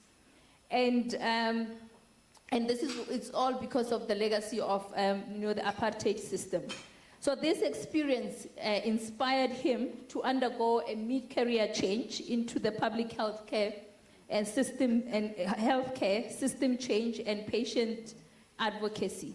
So now then formed a company called Pilibox, and the mission for Pilibox is to develop technologies that will increase access to affordable, quality healthcare in South Africa, especially within the black communities. One of the technologies that have been developed within Pilibox by Nao is called Smart Dispensing Locker System. The Smart Dispensing Locker System makes it simple and quick for patients to retrieve medications for their chronic illnesses in under 30 seconds, instead of having to wait for hours in clinics. So that, I'm happy to say this because I think Clariska, was mentioning that we need to be developing IP that has social benefit, and this is one of it. So, and Clariska also mentioned that some of the targets are being achieved by social and government sectors, but I am pleased that I'm sitting next to entrepreneurs that are really hard at work and try to see how they can actually come up with innovations that are assisting us to meet our sustainable development goals. And the innovations that they've came up with, they have the social impact. And that's a good thing. Like you were saying, it's not all about, commercializing and making money from your innovations, but if your innovation can also have that particular impact within our community, I think, you have done very well. So welcome now. Like I said, we were supposed to have Mr. Tsogofa Zudluza to deal with Sustainable Development Goal 4, which relates to quality education, and she's unable to join us. Now we have Mr. Mfanolo Ndlela. So Mr. Mfanolo Ndlela's innovation addresses Sustainable Development Goal 6, clean water and sanitation. Mfanelo is an entrepreneur with a background of innovation in the energy sector. He studied BCom in accountancy and business management, and in 2012, Mfanelo decided to dropped out of the BCom accounting program due to financial constraints. So hence I said not decided. He didn't decide to do that. Unfortunately, because of financial constraint, he had to drop out.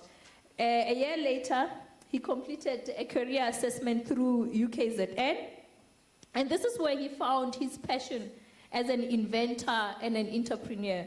Mfanelo is currently a KZN's local economic development champion, and being this local economic development champion was part of an award that he received from the University of KwaZulu-Natal's Graduate School of Business and Leadership in 2014.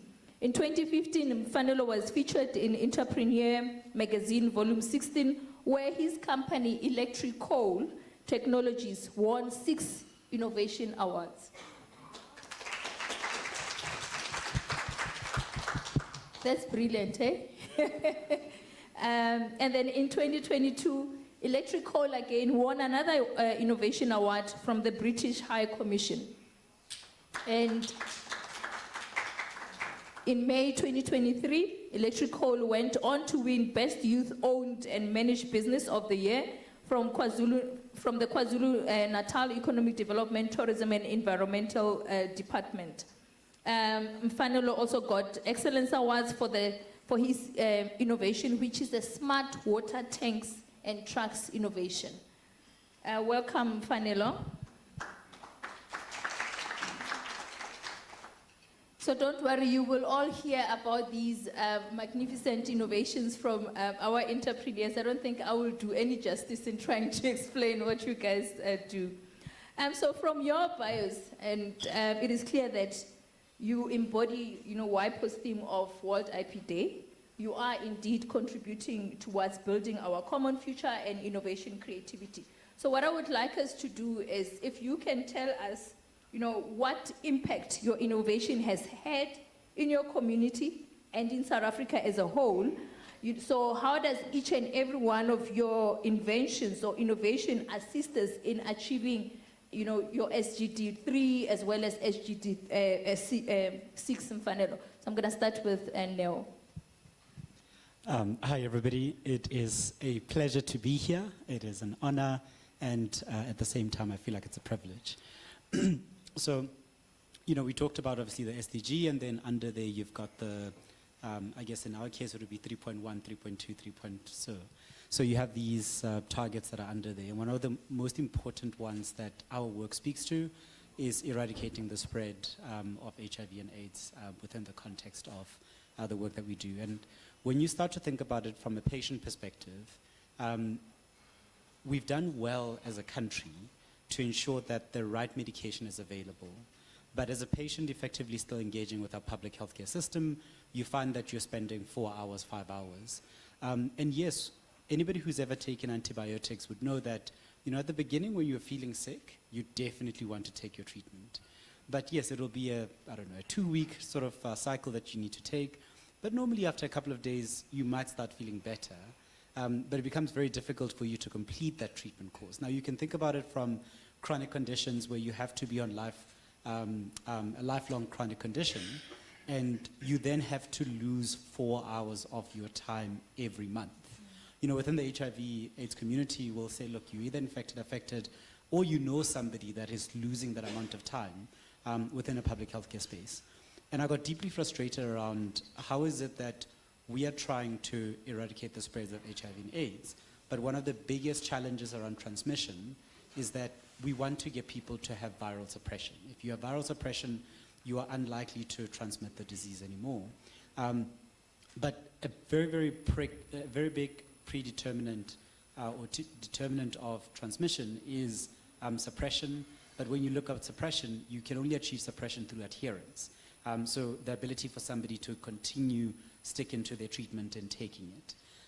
But when you have to think about the fact that we ask that person to lose 4 hours every month, it becomes very difficult. So our innovation, yes, is very particularly targeted at saying, if we can make it convenient for somebody to access their treatment in less than 30 seconds, leveraging technology, thinking about the context of what is this fourth industrial revolution that we're talking about. How do we build tech that's simple, that gives people back their time, their dignity, so that taking your treatment doesn't have to feel like a chore. It doesn't have to feel like a guessing game around how much time you're going to lose this time around.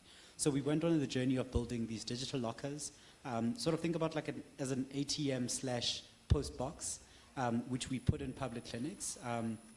And we can take pre-packed medication, load it inside. It sends an SMS saying, hi, Tumelo, your parcel is ready for collection, here's a one-time PIN. Dumela just goes to that one-time locker, enters her cell phone, enters her PIN, pops open, she collects her treatment. So in the context of innovation SDGs, it's about being able to say, what is the target that we're trying to achieve? What is preventing us from being able to achieve that? How do we build an innovation component that can be able to create solutions that address that?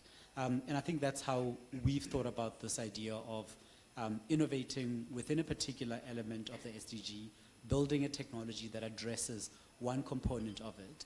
And yes, all of the, I liked what Naomi said about they're interrelated. You know, if we have to build these lockers locally, we ultimately are creating jobs. We create, like, there's decent work, there's a context of people being able to rise up in the economic ladder. And I think those are, yes, unintended benefits out of it, but all of them are interrelated. And I think there's a context of then saying, look, you know, one of the stats that Ayanda shared around the growing burden of non-communicable disease in the context. It doesn't matter whether it's hypertensives, it's diabetes, it's TB, whatever it is.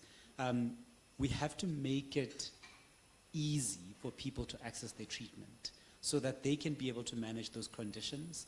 And obviously 2 generations, 3 generations later, we'll arrive at a point where we build a healthy nation.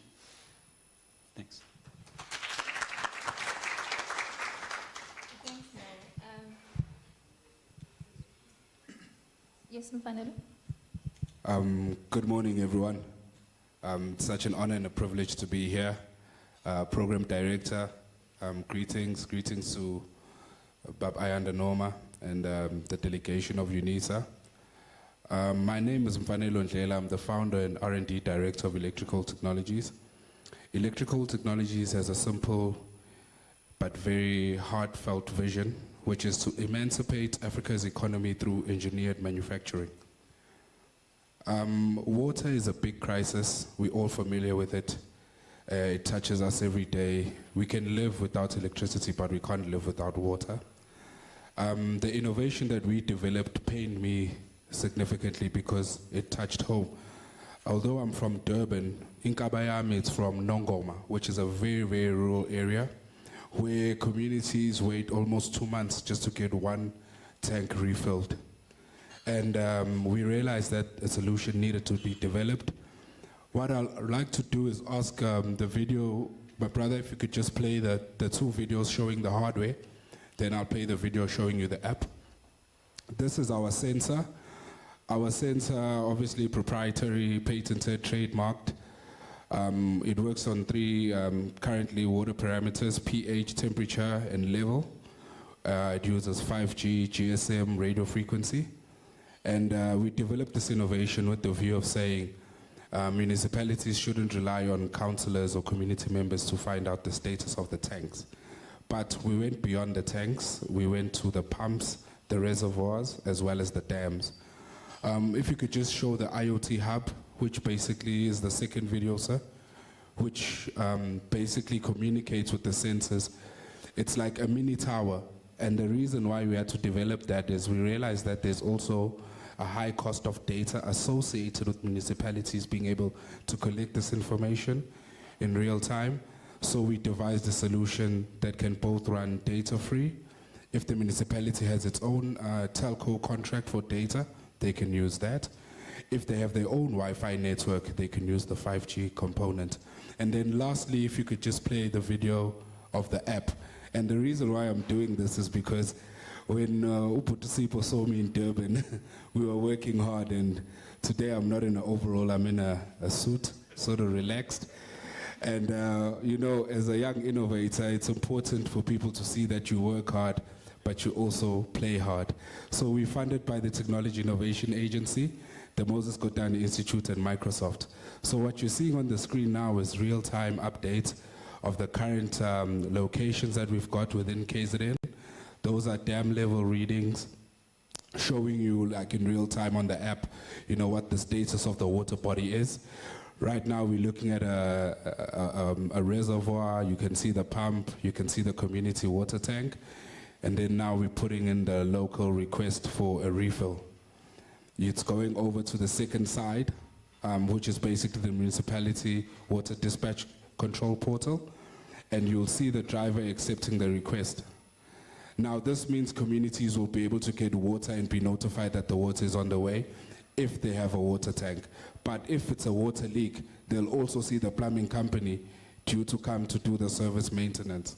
Now, I know the question was asked, the impact that we're currently doing. It's always better to show than to say. But what's more beautiful is that we've just been accepted into a very prestigious enterprise supply development program by Toyota. We'll be scaling our manufacturing. We'll be pitching to Toyota on the 4th of June. And the intention there is to get our system installed on all their dealerships, all the manufacturing plants and facilities, and work hand in hand with municipalities. Because I'd like to dispel this notion that municipalities are not doing anything. Municipalities are hard at work. The water crisis is far greater than what we think it is because of infrastructure dilapidation. Our infrastructure that we currently have was built 50, if not 60 years ago, and the population has outgrown its capacity. So we need to find a way to work together to address this water crisis. And through our innovation, we can definitely do that. We are also proudly funded by Microsoft. As mentioned earlier, our patent was done through TM attorneys. But at the end of it all, what really matters is that people do have access to clean, drinkable water and do have access to sanitation services. Because again, what's the point of having an innovation that does not impact the lives of the people who need it?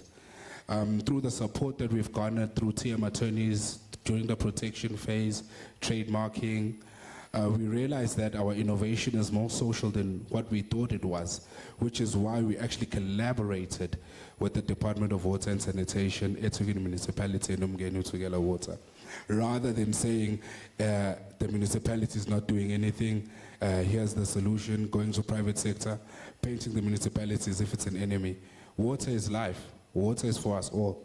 What better way for us to work together in addressing a water crisis than using our innovation? Thank you.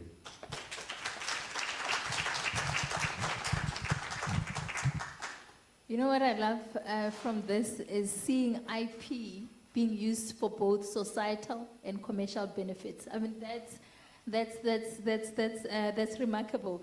And this ties into the next question, where now I would like you to just tell us what role did IP play towards propelling your idea forward and building your business.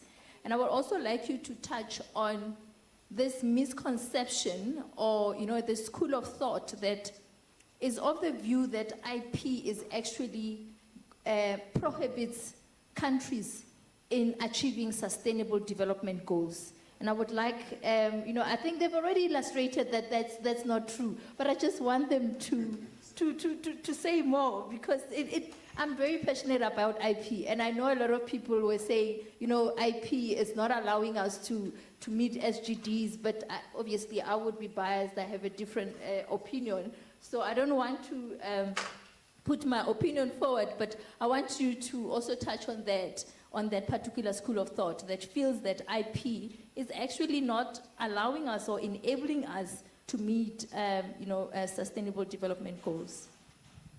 Yeah, thank you so much for that, Tumelo. And again, when one goes about this journey of building a business, you may come at it with, I guess, one perspective, which is mostly you lean towards your strengths, right? So my strength was manufacturing, my strength and my expertise were based on engineering and so on. But when you start to think about whether it's a social venture, an NPO, or a for-profit company, elements around finance, legal, ops, HR, all of those are things that you want to become good at. And for one to build a really good business that scales, that creates impact, as a founder, as a leadership team, you have to be able to build those skills in. And when I think about, I guess in my case, I went through this journey of saying, look, I've identified a problem. I want to go on this journey of building a solution. But the process of building a solution does require you to wrestle with a lot of other questions. It's not just about the solution, it's about how do you position it. It's about who do you want to collaborate with and how. And I think IP in my journey was so important to attract the right partners and to be able to give them a sense that there's something more than just an idea here. The willingness to go through the rigorous process of answering an IP attorney's questions around what's innovative about this? Why should it exist? What are the features of it? It requires you as an entrepreneur or as an innovator to truly, truly introspect, question this product, really, really engage with, is it novel? So I hope, okay, there might be somebody from TIA here. TIA is one of my funders. And I remember getting a rejection letter from having applied to say, look, guys, help me with funding for this. And the response was, this thing is not innovative enough. What's innovative about SMS? It's a technology that's been around. What's innovative about a fridge? What's innovative? Like, these components on their own lacked a degree of novelty or lacked a degree of nuance. And I think that rigorous process of thinking about what is new here forces us as a country to be able to build a culture of being able to say, how do we create something that is unique, that is valuable, that adds to what the fabric of society definitely needs. And, you know, I listen to this context of like, yes, as South Africans, we don't necessarily rank high in the context of IP.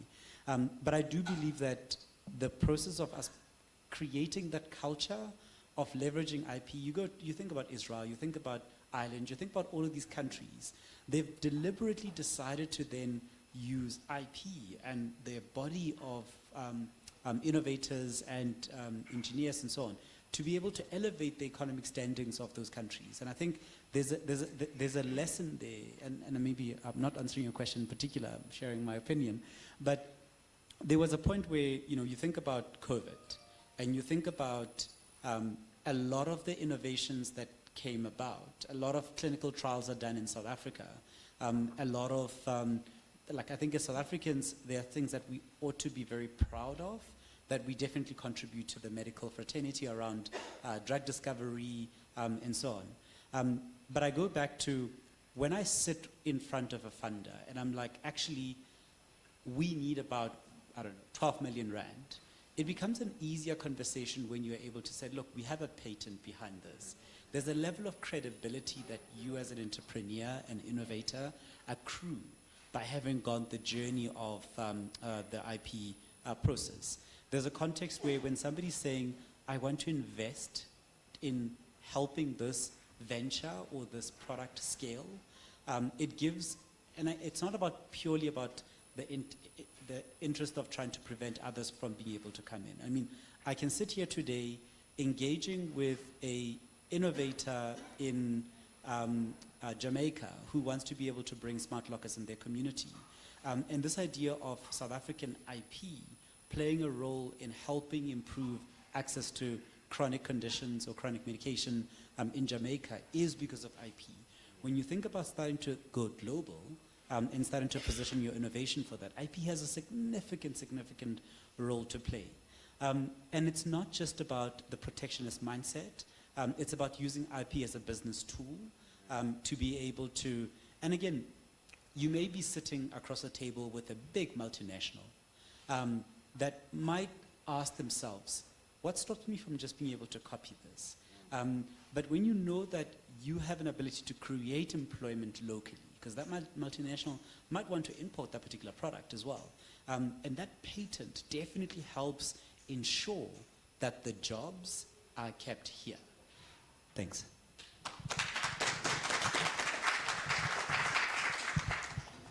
Thanks, Neo. On behalf of Neo, Chayama Shabalatenis assisted him in obtaining the patent, so he didn't mention. I'm just kidding. So, Mfanelo, you also have a registered patent as well as a trademark. So, also, can you just tell us what role did this IP help you in, in growing your business, and whether you think, or what is your opinion with regard to the point that IP might actually be not helping in us in achieving the Sustainable Development Goals? Thank you for that great question. I'd like to take it back to 2022 when I first engaged with Chaya Mashabela attorneys. I had this clear indication that I've got a meeting coming up with Microsoft, and they want us to tell them what we do, but we don't have a non-disclosure agreement signed with them, and we don't have, at that time, a provisional patent. What's your advice? And your response was clear. Get a provisional patent, get an NDA, make sure you undergo the patenting process in order to protect what? Your interest. I'd like to echo what Muckleneuk was saying. When you're sitting across a table with these big corporates, if you don't have IP protection, they'll eat you up for breakfast. And it's the truth, you know? And in that school of thought that thinks IP is inhibiting us from achieving the SDGs, I'd like to ask them what IP do they hold? Because if they do have IP, they wouldn't be saying that, you know? Oftentimes it's people who want to exploit the underserved or the marginalized, those that really know the problem because they've been living in it, and they can actually come up with the solution but don't have the capital to implement it. And then they just come and snatch it like a vulture. So what IP protection did for us in particular, it protected us. I mean, it really made us have our seats at the table. Because in actual fact, these big multi-corporates and giants in business ask you that simple question, do you have a patent on this innovation? And if your answer is no, trust me, you won't get the follow-up meeting request. Because they know they don't need you anymore at the table. And they'll ask you to give a pitch, and they'll ask you those tough questions. How does it work? What makes it unique? Why is it so special? If you don't have IP and protection on that, trust me, your innovation is gone, okay? So we were saved, obviously, because we believe that, you know, for us to really have a strong market edge and market competitive edge, we need to partner with the right stakeholders. But before we go into that engagement, we must have our armor checked. And I believe, together with the team, that the patent was basically our armor. It was almost like our antivirus, you know, if one was to look at it from a software perspective, because a patent and a trademark means that you've undergone the key matrix that make your innovation worthwhile having in the market, because you are going to do market product iterations along the journey. But if you don't have the initial protection on it, nobody's going to invest in you, because you become a higher risk. There's often this question in Dragon's Den, which I watch vigorously. They ask the inventors of the products, where do you have your patent, or whether do you have your patent? If the answer is no, 90% of the time the investors are going to pull out. If you do have a patent, they'll ask you, which regions does it cover? And if you're saying it's covering Europe, China, the US, Africa, they're all going 100% in. And this is something that young people must understand, you know, if you're going to be in the innovation space. Just make sure you spend your time. Get your patent. It takes a while, but trust me, you'll be better off for having it, because without it, you're going to be exploited. And the market has no room for foul-crying players who say, hey, they stole my idea. The question will be, why didn't you implement it? That's my insertion. Thank you.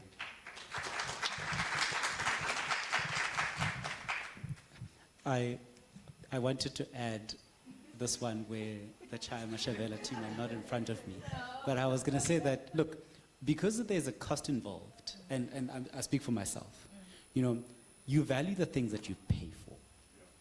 When you've gotten that process of saying, look, I've had one of the toughest lawyers help me go through this particular journey, I feel like this thing is rock solid. It allows you to fight harder. It allows you to think about scale and be able to say, I want to take this all the way. And it's an extra motivator if you spend some money to be able to say, I don't want that money to go to waste. And I know that, yes, within the context of, you know, there's a lot of, I guess, patents that sit and are not used. And, you know, like one of my reflections this year has been around, if one has to innovate in other products, it's also worthwhile to go to universities and actually look at what's sitting there in the shelf that you can go and commercialize. Because as entrepreneurs, we've got a superpower. And I really, really love this journey, and I encourage some people to consider it. The ability of you being able to take an idea that somebody else might have thought of and go the journey of commercializing it, positioning it to be able to unlock those jobs, create that market, and effectively position South Africa as a net exporter of solutions that the world wants to be able to utilize. Thank you so much, Neo and Mfanelo. So Mfanelo, you spoke about the fact that, you are partnering with Toyota, you'll be, manufacturing the tanks, and I think Neo, you also spoke about that, you've put the lockers in some of the clinics. So I would like each one of you to just tell me that, do you feel that your innovation could have an even bigger impact in South Africa? And if you think that, what kind of support do you think you need from government agencies or public or private funders, as well as maybe acceleration programs? You never know who is listening and might give you a call after this conversation. Thank you. So in the lockers that we've developed, we've installed them in 123 healthcare facilities to date. We're serving about 38,000 patients per month. We've got lockers in KwaMashu, Umlazi, Mamelodi, Kgorong, Hammanskraal. We've installed lockers in Kgorong, in Namibia. 20 hospitals in Namibia had deployed this. And I think when you think about that, when you think about that journey of being able to say South African tech really, really solving Southern African problems, and I think we're going that route. So in the conversation with one of my colleagues at the National Department of Health, it was an issue of like, but now you've only done 123 clinics in a country that has over 4,000 healthcare facilities. And it just speaks to how big the market is. It speaks to the fact that once you've gotten that initial traction, it's important to be able to find a way to sustain that.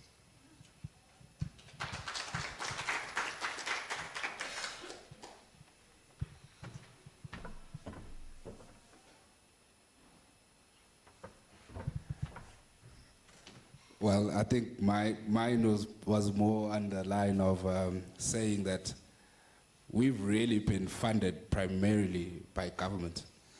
And I'm not saying that with maybe a pat on the back for the current administration, but in any event, you must understand that for any investment to be de-risked, for any investor to come on board, they need to see what the government has done for you, because the government is an enabler. So the policies developed within KZN in particular, the Innovation Development Strategy, utilized by the Moses Kotane Institute, spoke to IP protection, the Economic Development, Tourism, Environmental Affairs, Local Economic Development Champions Program, spoke to developing innovators, entrepreneurs to solve local challenges.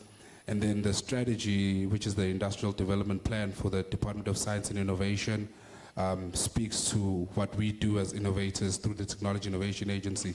As recently as a week ago, we were in Iran, funded and supported by the government.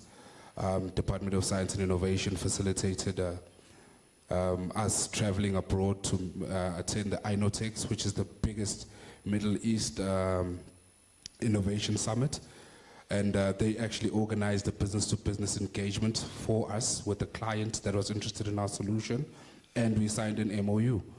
And that speaks to government being an enabler in the space or sphere of them being able to unlock market opportunities abroad. Bringing it back to home, I just got an email now whilst I was chatting with Tuputu Sipo, of which through conversations, of course, we'll be discussing how to deploy the pilots with the Tshwane municipality as well. But the good thing is that the funding that we had submitted an application for last year will now be onboarded by the Technology Innovation Agency. That's for now commercial scale. And following that, will be moved on to the Black Industrial Scheme. That's when we start talking about thousands and thousands of jobs, because at the end of the day, our vision is to scale the solution across Africa. Fortunately, in our partnership with Microsoft, it spans the African continent. So the view is develop the product, package it, ship it across Africa, have reseller agreements with licensed resellers, let them add their markup should they want to, but have a bespoke installation manual guide, take videos, do it through Azure because everybody's using Microsoft, and it will become easier for us to dominate the African continent and across the world. But again, I must say this, we wouldn't be where we are if it wasn't for Innovate Durban, the Moses Kotane Institute, Technology Innovation Agency, Department of Science and Innovation, KZN ETIA, TM attorneys, Microsoft, and all our other stakeholders that I might not have mentioned. So it's about the ecosystem coming together. Thank you.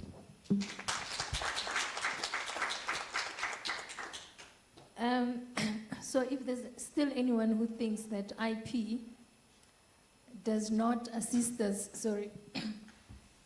in achieving the Sustainable Development Goals, I think you have your answer right here.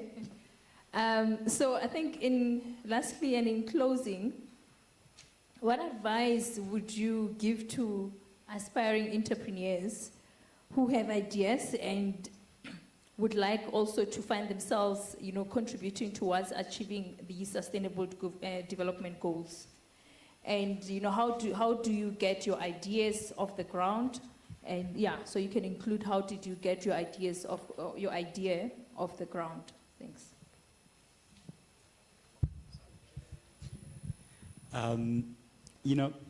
I think the one piece of advice that continued to resonate with me is this idea of starting where you are. Because we can always point fingers at government, we can always point fingers at other people, and so on. But there's a particular level of agency that we all have as South Africans of, within my community, I'm a patient, I'm on TB, what do I do now?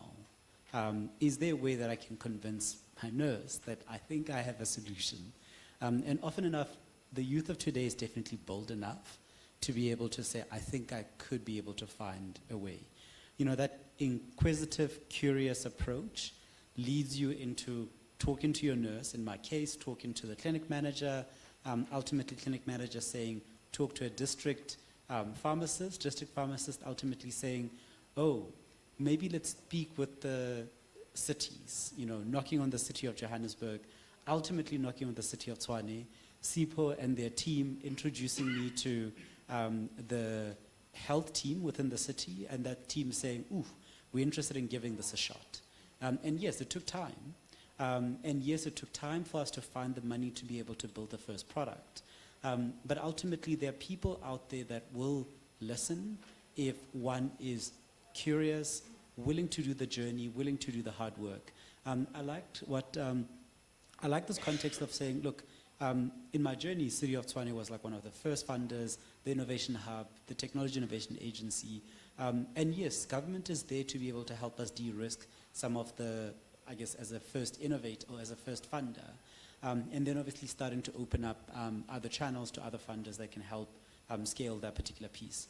But it is this idea of start where you are, start with what you have, start knocking on the door, start speaking to people, start being deliberate about becoming a generalist, and being deliberate about being able to show others what you have done, and then inviting them to help you take it to the next stage.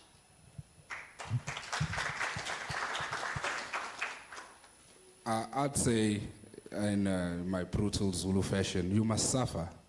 If you really want to succeed, you must pay the price. Because at the end of the day, if there's no sweat equity, if you didn't work hard to earn it, you'll lose it tomorrow. So don't take it easy. Don't want it to be easy.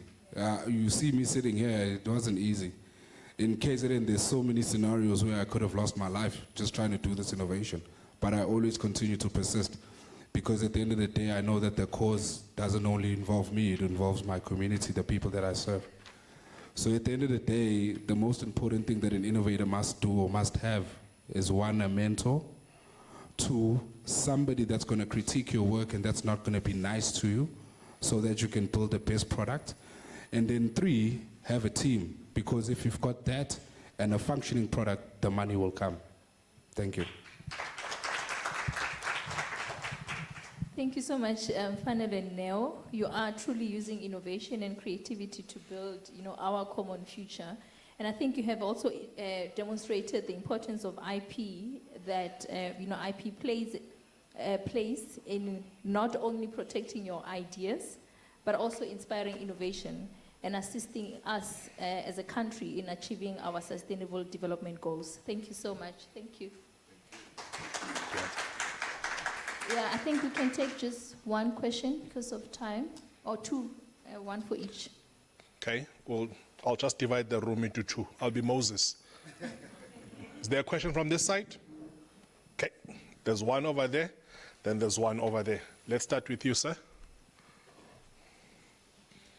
Introduce yourself and the company or organization that you're from. Good afternoon, everybody. My name is Manuel. I'm also a student in Vincere. I also work with an organization called Featherwings. We build an upgrade system for persons with disabilities.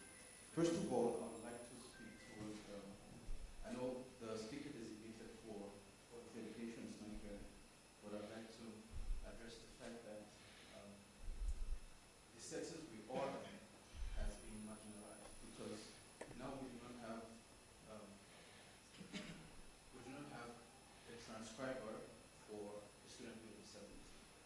So in that, this essence is out of the yardstick of inclusive education. So I think it's one of the things we need to address internally before we start saying we want to address it on the global scale. And the second question would be, is there a different type of patenting we need to have to commercialize the product globally? Okay. Do you want us to take the next question, or you just want to address the first one? Yeah, I can address the first one. I do take the constructive criticism. Indeed, you are correct that, in trying to achieve these sustainable goals, we need to start here.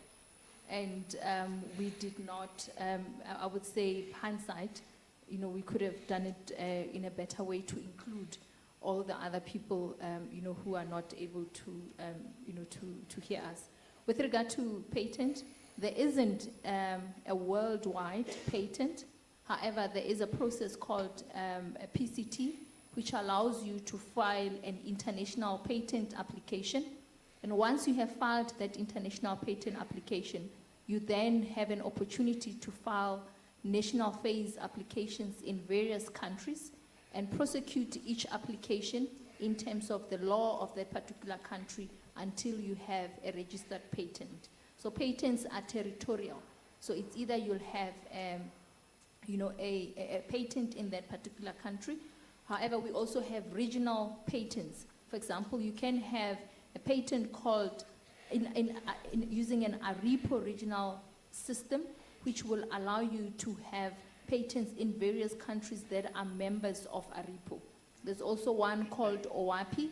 You can also have that particular patent, and you'll have your patent will be valid in the member countries of OAPI. OAPI member countries are African countries that are French-speaking. ARIPO it's mainly African countries that are English-speaking.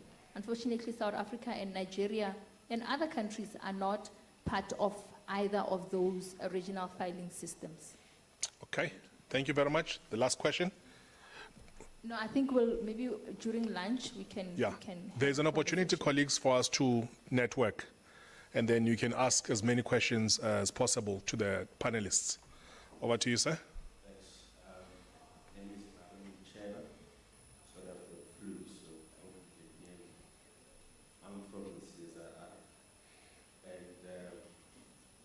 I agree with the idea of using IP as a tool. As I stated, so I agree with the idea of using IP as a tool to drive innovation and to enhance our chances of achieving the SDGs. And such wonderful examples show that we are somewhere heading towards that goal. But I just want to get a sense of, between the both of you, what's your experience of dealing with science councils. I'm not asking this because I'm coming from a science council, but I'm asking this within the spirit of collaboration. Mostly because, well, for the CSIR, and I think for UNISA as well, and many other institutions that are here, we do a lot of research. And then, I mean, I can't see success without research, especially when you're talking addressing SDGs. What is your experience of engaging and collaborating with your science councils? Okay. Personally, I've always wanted to work with the CSIR. The best thing I got out of working with the CSIR was an exhibition back in 2019. So I don't want to say more than that, because at the end of the day, I still want to work with the CSIR. No, that's your contact, hey? After Yes. this, you must exchange business cards. Thank you for that. And I think, earlier there was this context of like this theme of collaboration. In my case, when I try and think about some work that I've remained curious about, and I can see how that can apply to my work. So CSIR went on a journey of thinking about when we prepare for NHI, when we prepare for systems, and especially in the context of technologies that needs to be able to speak to other technologies in terms of healthcare systems, what is that normative standards that all technology should have in such a way that when we are trying to pull all information together, and it was like a really, really great piece of work that the council sort of went on to be able to say, whenever somebody's thinking about building any healthcare technology, it needs to be interoperable. It needs to be able to speak to this. I think there are levels where some work is obviously pitched at a higher level. It has a very strong national footprint. And then sometimes as innovators, you feel like you're a little bit way down the value chain. And there is a context where, as an innovator, yes, over time, we definitely want to be able to build a credibility that ensures that we do have the seat at the table to be able to guide the strategy that the council and the different size councils can also be able to implement. So the short answer is, I think, I talked about this idea of what are all of the other innovations that are out there that are really great for our country, but needs that innovator, that entrepreneurial spirit to be able to take that to the next frontier. And again, researchers are great. They're able to come and conceptualize and build the first versions of it. And I think entrepreneurs have their own wave that they need to ride around being able to say, I will then take this out of the council, I'll effectively go build a factory, I'll hire the people, I'll take it to that next level. And I think the nice part about IP is that it allows the innovation to be able to move from one area, the first stage of the thinkers and the innovators, to be handed over to the actual doers, which are the entrepreneurs that are able to go work, knock on the IDCs and the industrialist program, to go do the hard work of being able to set up the factories and properly commercializing that piece. And I think there's a handover process that can be designed a little bit more smoother, but sometimes the two worlds are a little bit far apart. And I think it's sometimes a challenge when you try and get the thinkers to also be the doers. And we all have different skills. And I think it's about coming to the party of what does that handover look like? And I think there's work to be done around that by the Department of Science and Innovation to be able to build a whole pipeline that shows that from innovation, conceptualization, all the way to implementation, the different stakeholders have a say. And as I said, I think there is a wealth of solutions that exist that South Africans and other Africans have come up with. It's about the implementers that can take it to the next level. Thank you so much. I think we just have a token of appreciation. May I kindly ask the photographer to come and capture? Mr. Noma, can you come to the stage as well?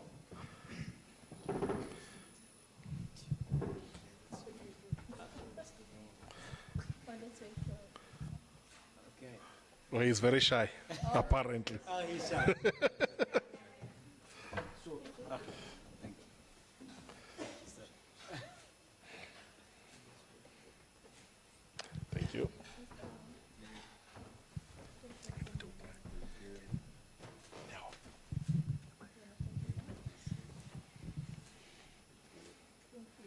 Thank you very much, colleagues. Let's give them a loud round of applause.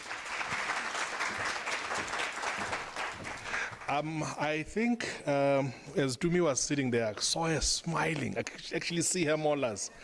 That's how wide her smile is. You know, like your mom watching her kids grow. Thank you very much. You've done a great job in ensuring that the intellectual capital that these colleagues have developed, it is protected. And I'm happy. You know, when I met Neo many years ago, he had an idea in diagrams. And now those diagrams are actually, you know, patented already. He's employing people. You know, you guys are talking about creating jobs. Exactly, you are doing what I normally call the Lord's work. Thank you very much. Don't give up on your dreams. Now, we are coming to the second panel discussion. I'm going to invite Mr. Norma. I know on your programs it says Sipho Nxasane, so Mr. Norma is now Sipho Nxasane. He'll be chairing this session, and I would like to invite Dr. Puti Chilopo Mgobozi to join him on stage, as well as Ms. Clariska Moodley to also join him on stage. Let's give them a round of applause.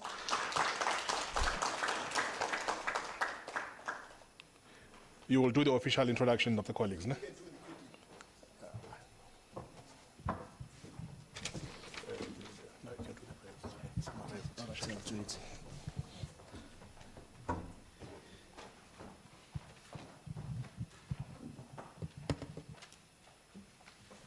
Good afternoon. Is this afternoon? Yes, it is. Good afternoon, everyone. At least, I mean, this is an inverse. I mean, you know, we've got ladies, and I would have wished that, you know, everybody, I mean, all the people that spoke, you know, can come to the, but it's fine. I mean, you make your contribution once there. So we've had very interesting conversations.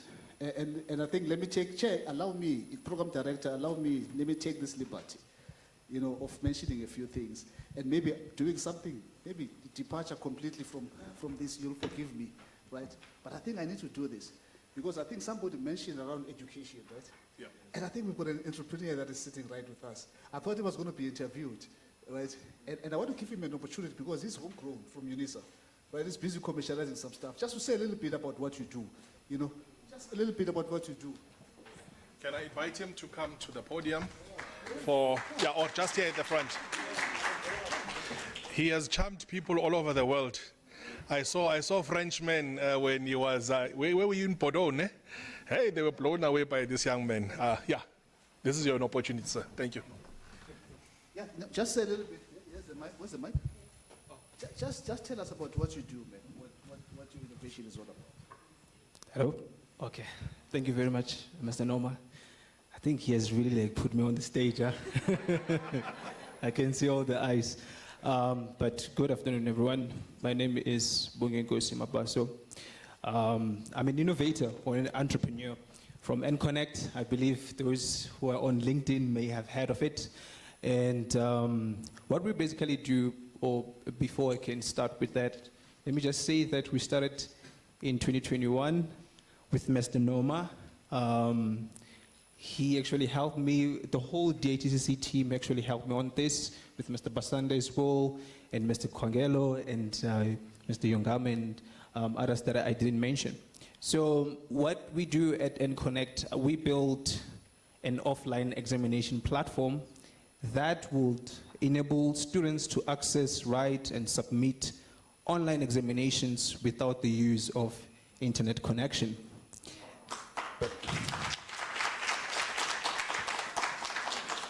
Thank you for that.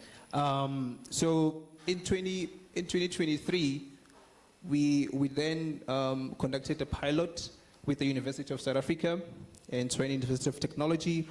It was a success. Then we proceeded to build the commercial product, which we just signed a client 2 weeks ago, if not 3. It's a homeschooling. We are growing, and I wanted to ask this gent actually about what he did with the data fee, something like that. So we are going to have that conversation. But today I have an interview with the BRICS TV, I think 1 p.m. So we are growing, and thanks to the DATCC, thanks to all the relevant stakeholders. Yeah, thank you very much, Mr. Norma. Thank you. when you say shaping futures, we really mean it in so many ways. Thank you very much, for that. So let's get back now to the other business. You may please proceed. Right. Let's give him a round of applause. And getting back to the other business, I know, now we're really moving to, a step, further in our conversations. And Lariska, you've already been introduced, right? Let me introduce Dr. Puti Ichilopo Mkobozi. She's the acting senior manager for bioinnovations at the Technology Innovations and Cluster Development Division, with the Innovation Hub Management Company. We've formed it just generally known as the Innovation Hub. But yes, she is responsible for the execution of various innovation programs for biotech, medtech, health tech, agri-tech, and indigenous knowledge system-based technologies. Her role involves strengthening strategic partnerships with critical stakeholders for program implementation to ensure support for the Biopark Life Sciences Business Incubator. The innovation program that she leads and manages include the Agri-Park and the Innovation Hub, a food security anchoring program operated at the the high-tech greenhouse facility, the Coach Lab entrepreneurship program, a business skills development for the elevation of IKS-based innovations, the Gauteng Accelerator program, innovation competition in the biosciences and medical categories, as well as the biomanufacturing cluster formation. She's passionate about healthcare technology and technology innovations, business development, and okay, I'm trying to figure out this word now. Okay, remember. Alleviating, sorry, high burden diseases across Africa. She obtained a PhD qualification in pharmaceutical chemistry from Northwest University in 2017. Look, I'm a chemist myself, and I know chemists are very versatile. Any chemists here? Any other chemists here? Very versatile. There's one. So let's move on to the next aspect. And I'm going to pose this question to both of you. Right? And I know that, Lariska, you did, in your sort of presentation earlier, you did mention the various ways, right, in which, IP can have an impact on the SDGs, right? And I think it's important, perhaps, maybe, among some of the things that you mentioned, how it impacts, and the examples that you gave, right? What are some of the things that we think, IP can contribute really to the SDGs? And I know I'm not going to talk about the conversation that happened, of late, previous, speakers around, the perceptions of IP. What are some of the things? Mike, next to you. Yeah, so I discussed this briefly earlier, and I think the key mechanism to unlock intellectual property to advance the SDGs is the commercialization angle. Given the amount of public funds spent in science, research, and development over the last years, decades, I don't think we can justify that spend without offering a return on that investment. Given the scarcity of public funds, even when you look at the scarcity of the funds, even less gets dedicated to innovation in particular. So with the little funds that we have as research organizations, as universities and science councils, we need to create the utmost benefit and a return on that investment. And I think the only way of doing that is through commercialization. And the targeted approach, our entrepreneurs spoke now, and they spoke about that targeted approach of we're creating this business, but for environmental impact, for societal impact. And if businesses or startups and entrepreneurs that take those ideas and run with it and commercialize it can keep that at the back of their minds, that is the only way we're going to advance the SDGs. That being said, a business itself has the potential to further the SDGs, and I outlined operational processes that can help us further the SDGs. So even if you are a retail business, there are steps that you can take to ensure that you are more energy efficient, you are more water efficient, that you employ on a fair basis, fair wage, treatment of your staff, that societal impact. So even as a business in retail, you can still have an impact on the SDGs from an operational perspective. It doesn't necessarily mean that the product or service that you offer is directly linked to an SDG, but I think in that sense, that is the best way. So from an intellectual property perspective, I certainly believe that that is the way. The other ideas around partnerships, absolutely. Intellectual property can only get taken a step forward through partnerships. Neo just mentioned that there's IP that sits on the shelf, and then there's entrepreneurs that can action that IP. There's mechanisms that are in place, thanks to our IP rules and regulations, that allows for that transfer to entrepreneurs. But that's a partnership. You know, universities need to partner with commercial entities, with corporates, with startups to enable that to happen. So partnerships is vital, and for that entrepreneur to be able to take that innovation to scale, to impact an SDG, needs a partnership with an investor, with a product development partner. So partnerships touch every single aspect of the value chain, from ideation to prototyping to commercialization and to scale. So it's incredibly important. And then I think the last topic is around narratives and shaping narratives for Africa and for South Africa. It's becoming a popular topic, and I think when the Discovery CEO recently mentioned that even within corporates and within the private sector, they want to reshape, as the banking sector, reshape the narrative of South Africa. It's becoming worse and worse that we have no energy solutions, that crime is rampant, and the list goes on and on. But we as South Africans, we as intellectuals, need to shape that conversation to say, Africa has African solutions. South Africa has South African solutions. We're converting our own knowledge into solutions for Africa, and I think that narrative needs to change drastically. And the reason that is so is that will allow us to attract the right investors to Africa. We no longer want to be recognized as a region for aid. We not only require humanitarian relief, what we need is investors, businesses that invest in South Africa, to take businesses forward, to take IP forward, and hence impact the SDGs. Thank you very much for that. And I mean, just to pick up, you know, one point that you raised, that also Neo raised, right, which is around, I said how many, 120 something, Neo, 120 something, 126, you know, clinics out of, you know, total of about 400 and something. It shows yes, you know, there's a market. But what about the issues of public procurement of some of these solutions? Is this something that also, you know, comes to the fore?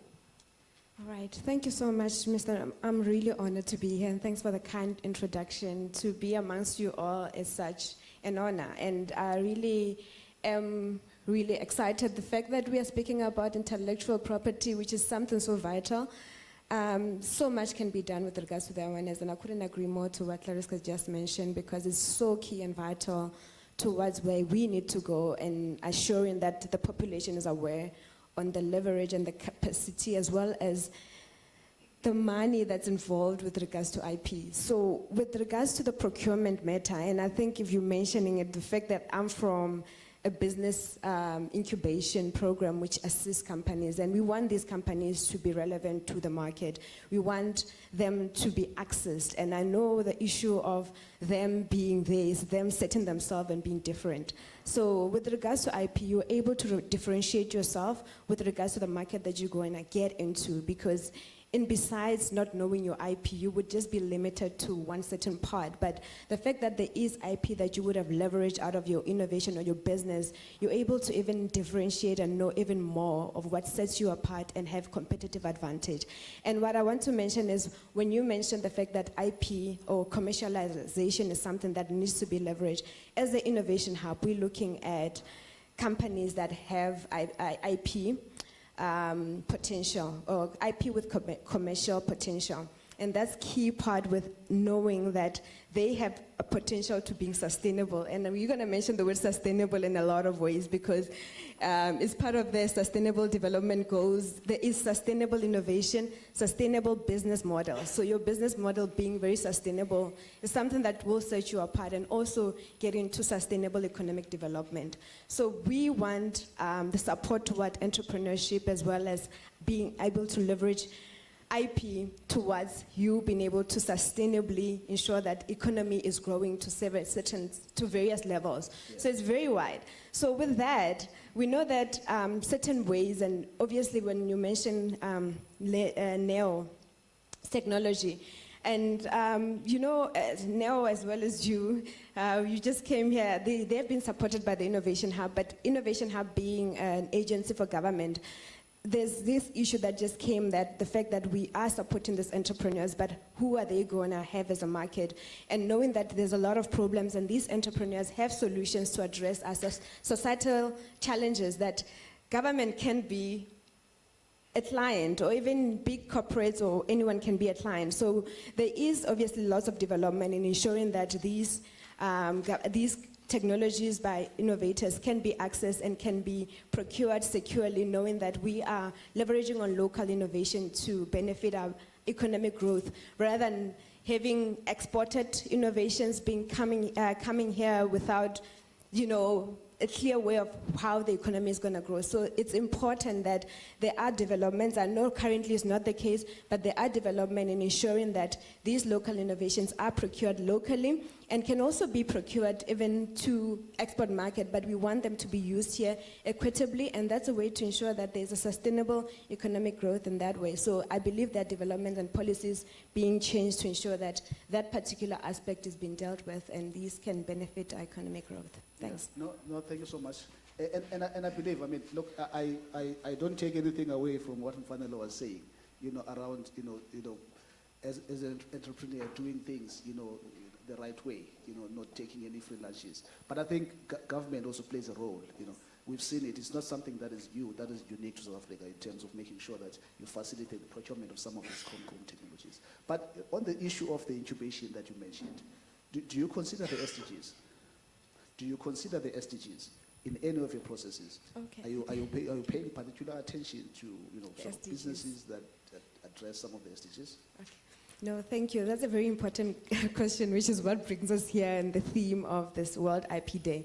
I would definitely say that as an incubation program that's driven by government policies, we definitely are considering SDGs in a various number of levels. When I was just looking at the 17 SDGs, there's quite a number of them that we are addressing, and I can mention how we get into it, because the SDGs, there's a lot of integrations in between. And our focus as the Innovation Hub are clearly looking at sectors that do speak to, you know, these SDGs, firstly being the bioeconomy, and that's where I'm from. And today I had the UN is celebrating biodiversity, so happy Biodiversity Day. So that's part of one of the things that we are looking at, like, you know, it speaks to a lot of innovations within that, and those aspects of SMEs that we support in biotech, agriculture. There's a lot of preservation that needs to be done in that to advance our health.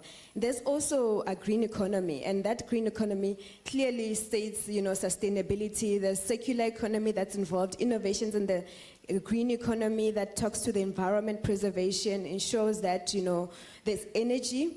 How we preserve and how we generate energy is done, and also the ways that we can reduce, you know, carbon emissions, and those are the innovations that we support. The other part being digital economy, and you could see some of the innovators that came here spoke about integration with the digital system that speaks to real problems with water. That's integrating digital innovation, and also with NEO Speller Box that speaks to access to medicine using, you know, a digital way of getting access to those things. So we are clearly well aligned with the SDGs, no doubt about it. There's just one way that we know being aligned with them, it's an advantage, and entrepreneurs are not able to communicate that, because once you say, I'm addressing this problem that, you know, the UN is looking at, or the global goals are looking at, you're able to even attract even more funding. So we really stress on that they can position themselves and even get more support, because as an incubator, we give them a bid, which is seed funding. That's right at the beginning. And then there is even bigger investment that they can attract once they are well aligned with where, you know, the global is. And they can also compete globally, because that's where we want them. And I always say that if you look at big industries, they put a lot of emphasis on IP. And when you're coming to say that there's sustainable ways, you're even attracting even better customers, because you spoke about customers looking at sustainable solutions, or even clients that you partner with to say that, this is how you are looking at the environment through the sustainable method. And that's a way that we make them to be even attractive to even bigger investment and also partnerships that can, make them grow sustainably. Thank you. Thank you so much. I mean, there's quite a lot of things that are happening, quite a lot of initiatives, quite a lot of programs actually to support, the sort of the entrepreneurs. Just piggybacking on some of the things that you've mentioned already, around partnerships, building that, sort of like creating those kinds of, partnerships. One of the things that, well, I'm also part of the Southern African Research and Innovation Management Association. Just before COVID, we had a session, and the session was really looking at commercialization. And one of the issues that came up was the absence of jockeys. I see, that we don't have enough jockeys. And I was actually very happy when I heard, somebody raising their hand to say they will be eager, because that's exactly what we want. It really happens that the doers or the creators would necessarily become the doers. We want to make sure that we've got the people that have got necessary speed, sort of skill and track record to be able to take some of these ideas to the market. Now we got this issue of partnership. Besides the issues of jockeys, and platforms, and of course you've alluded to this in terms of some of these, right? What are some of the things that we can do practically, from the university perspective, two, from the incubation perspective, to actually support this? I know that there's the innovation, the grassroots innovations initiative that is taking place, that's happening with the DSI, that they've approached the tech transfer offices. What are some of the things practically to even create this awareness amongst the entrepreneurs out there to say that there are these opportunities, and these opportunities need jockeys, to take them to the market? Yeah, okay, we can go for this. I think you're right. The partnerships need to happen, but the awareness needs to happen first that the partnerships are required. So I think there is a need to communicate this need for partnerships to universities, to researchers at the universities. And I think there's all, that we speak about the doers and the creators. I'm not sure the researchers would like that saying, but it is the truth. And very often the researchers are not as well equipped as the entrepreneur to take things to market. So there's that partnership, as you're speaking, that came to mind. But in terms of tangible things that we can do to make sure partnerships happen, I think things like what we're doing right now, networking opportunities becomes vital. So being aware that partnerships are needed and then participating in networking events such as these becomes incredibly important to establish partnerships. And I think we so often work in silos, even within our own organizations, even within the UNDP, we have an environmental arm, a governance arm, an innovation arm, and sometimes if we are not conscious about sharing information between the different departments, even within a organization, there is a lack of partnership. So I think that needs to happen at a fundamental level across organizations, universities, research councils, and then the inter-university collaborations and the inter-science councils collaboration needs to happen. So I think networking events are very important, and then a lot of the innovation/incubation programs present opportunities around pitching. So bringing the private sector closer to the innovators. So those types of pitching events become incredibly important.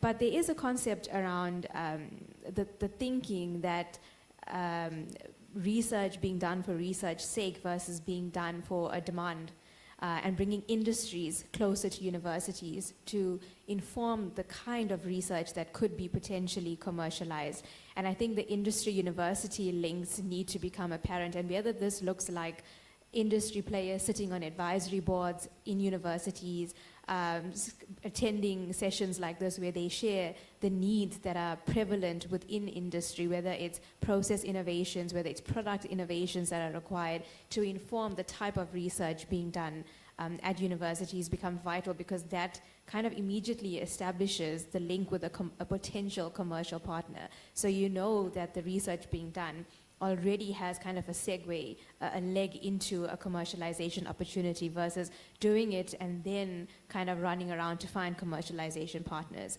and the entrepreneurs, bringing commercial entities plus entrepreneurs and SMMEs closer to the researchers in these institutions. I think those are types of the tangible activities that need to happen in order to bring partners together.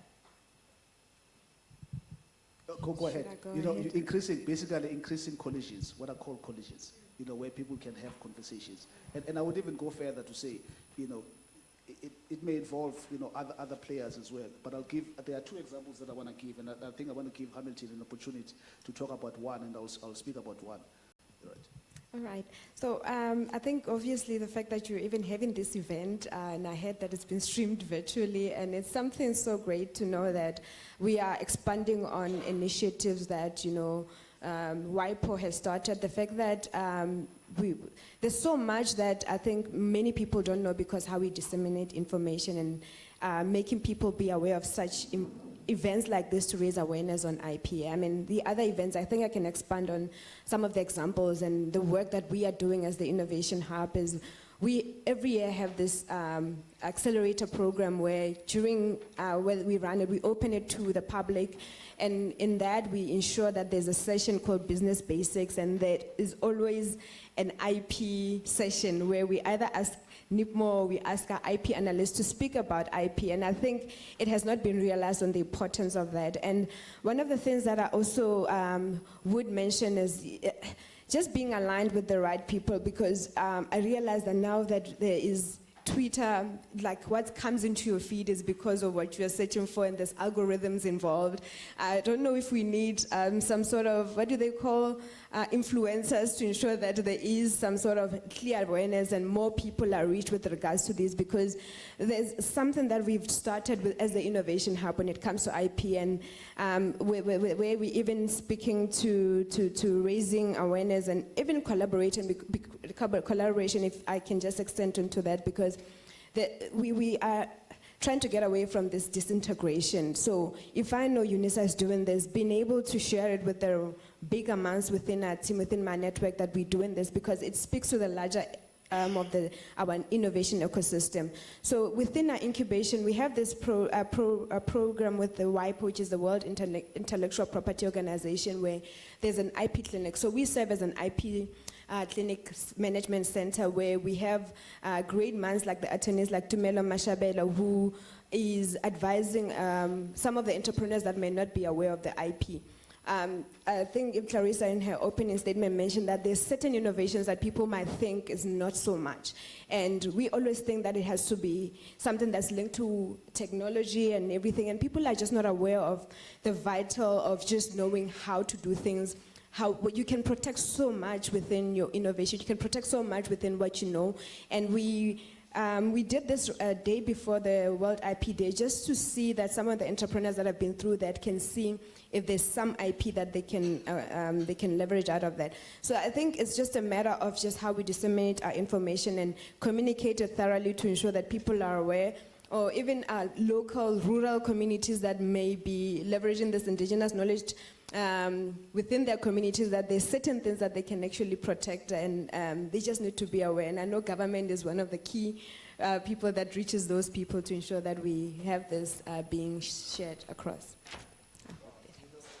Thank you so much for that.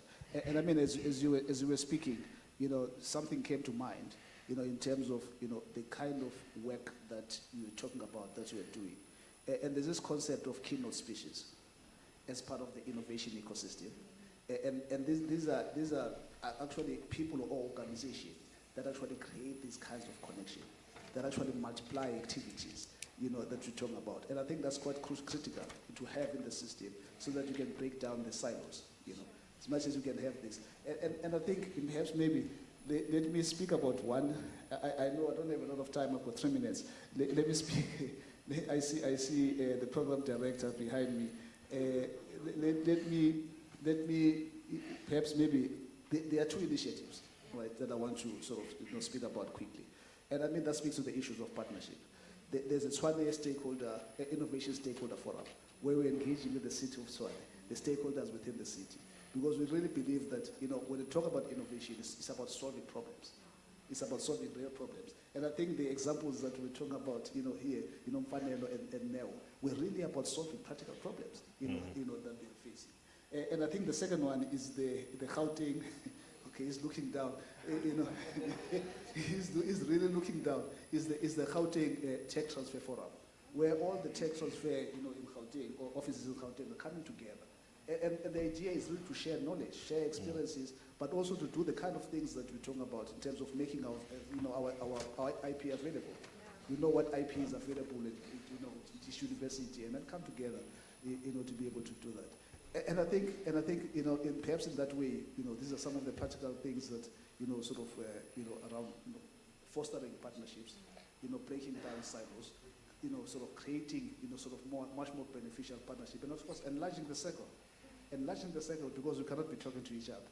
There's something, we cannot be talking to ourselves. We've got to be talking to other people, out there. Well, thank you very much, for that. And I think I almost want to, perhaps maybe ask, to colleagues from their perspective, right? Because we're talking from one perspective, and maybe from their perspective, what are the three things? What are the three things that need to be done to make sure that your innovations or future innovations get to the market quicker, from your perspective? Instead of talking about problems, let's talk about your solutions. If you were... Here's the mic. Here's the mic. Yeah, give it to...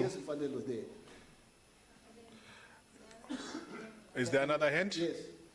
What are the three things? If you say, based on all my experiences, what are the three things that should have been there in place that would enable me to get to where I am much faster, or to get where I'm going much faster? Thank you for that question, sir. I think the first one being the most critical, a fair, fast system where we can build, test, throw it away if it's not working. So lab facilities, but access to lab facilities with all the necessary equipment, and not a big budget.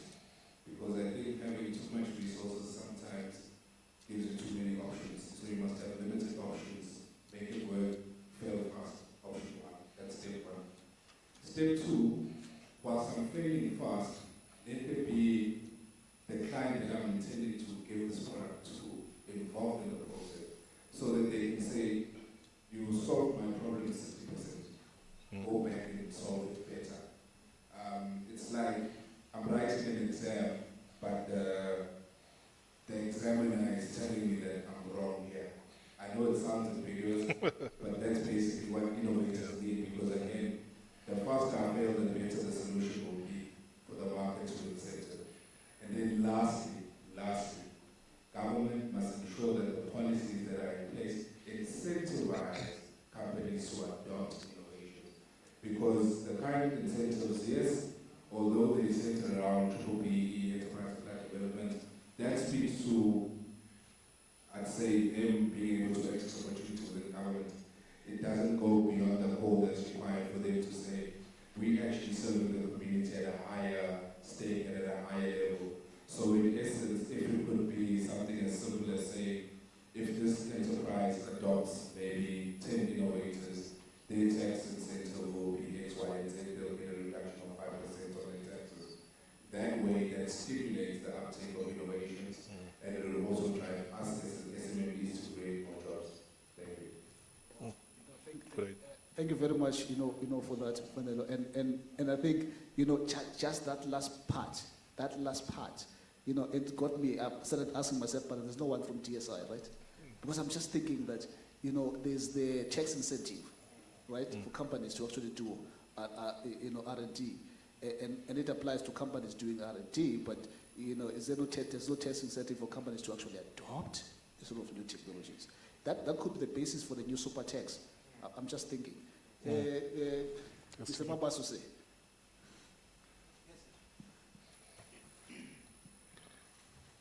Thank you. So sorry that I had to interview the way right now. So for me, I would say procurement, right? We approached one client. It was public for a client that is right? And the question that was actually asked to us was, okay, this is a great innovation, we see it's great, and it does actually offer value, but just have to wait for a tender. Right? And to my surprise was, is there an organization or a school that is going to say, we want an offline examination platform? That was the question for me, right? So I knew from there that there's no tender that is going to come. That is going to say we need something offline. Because everything is working offline right now. You want to request an Uber, you have to be connected, right? So it's the thinking behind it. So I don't know what kind of processes or policies that can be deployed that actually says that for innovations that are creating new markets, what can we do? Innovations that we're not even thinking of, what can we do? Right? So that should be my question to everyone here as to what can be done to bring about that kind of solution. Thank you. Thank you. No, thank you so much, for that. And what can we do? I mean, to enable new technologies, that create new markets, to actually get, to see the light of day. And I think that's really a question that is much broader. It involves sort of open-mindedness on the people that actually do procurement, as well, so that they're open to such kind of things. But what I've seen so far, I mean, in some of the examples that have been given already, it's really putting the citizens, empowering citizens to actually sort of be in the driving seat of receiving services. And of course, my panel, here, they sort of summed it up in terms of some of the things at the high level. What are some of the things that need to be done to actually, facilitate this innovation? And of course, I wish we had more time. I really wish we had more time. I had more questions here, and I kept modifying these questions, based on the conversations that we're having. And then I realized that, perhaps we won't be able to do justice to this kind of conversation. Maybe we did another conversation, to talk about some of these things. That's something that is limited only to the World IP Day. And by the way, at UNISA, we do have what we call Leadership in Innovation Series, where we have these kinds of conversations. Look out for that, and of course, we'll send out the invitation. But I'll hand over the reins, and I'll thank my panel. Yes. And say thank you so much, for your insights. All right. Thank you very much. Ma'am, can you come and take photos? And I would also want to invite Ms. Mwasheng to come on stage as well to receive your gift. Let me hold it for you. Thank you, ma'am.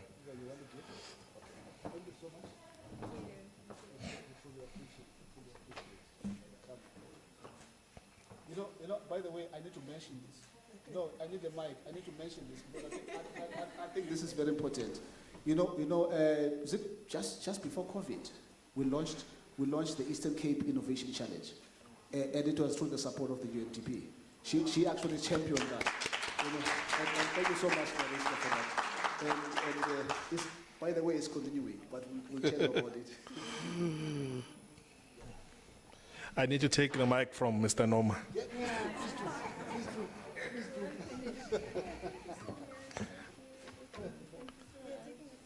Thank you so much.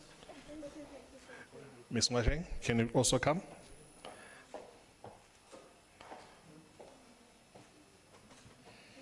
Thank you.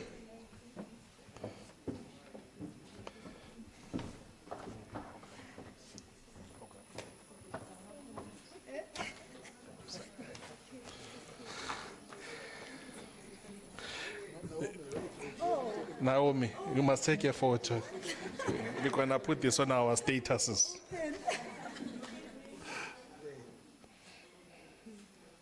Thank you very much. Let's give them a huge round of applause. Please don't leave. Please don't leave.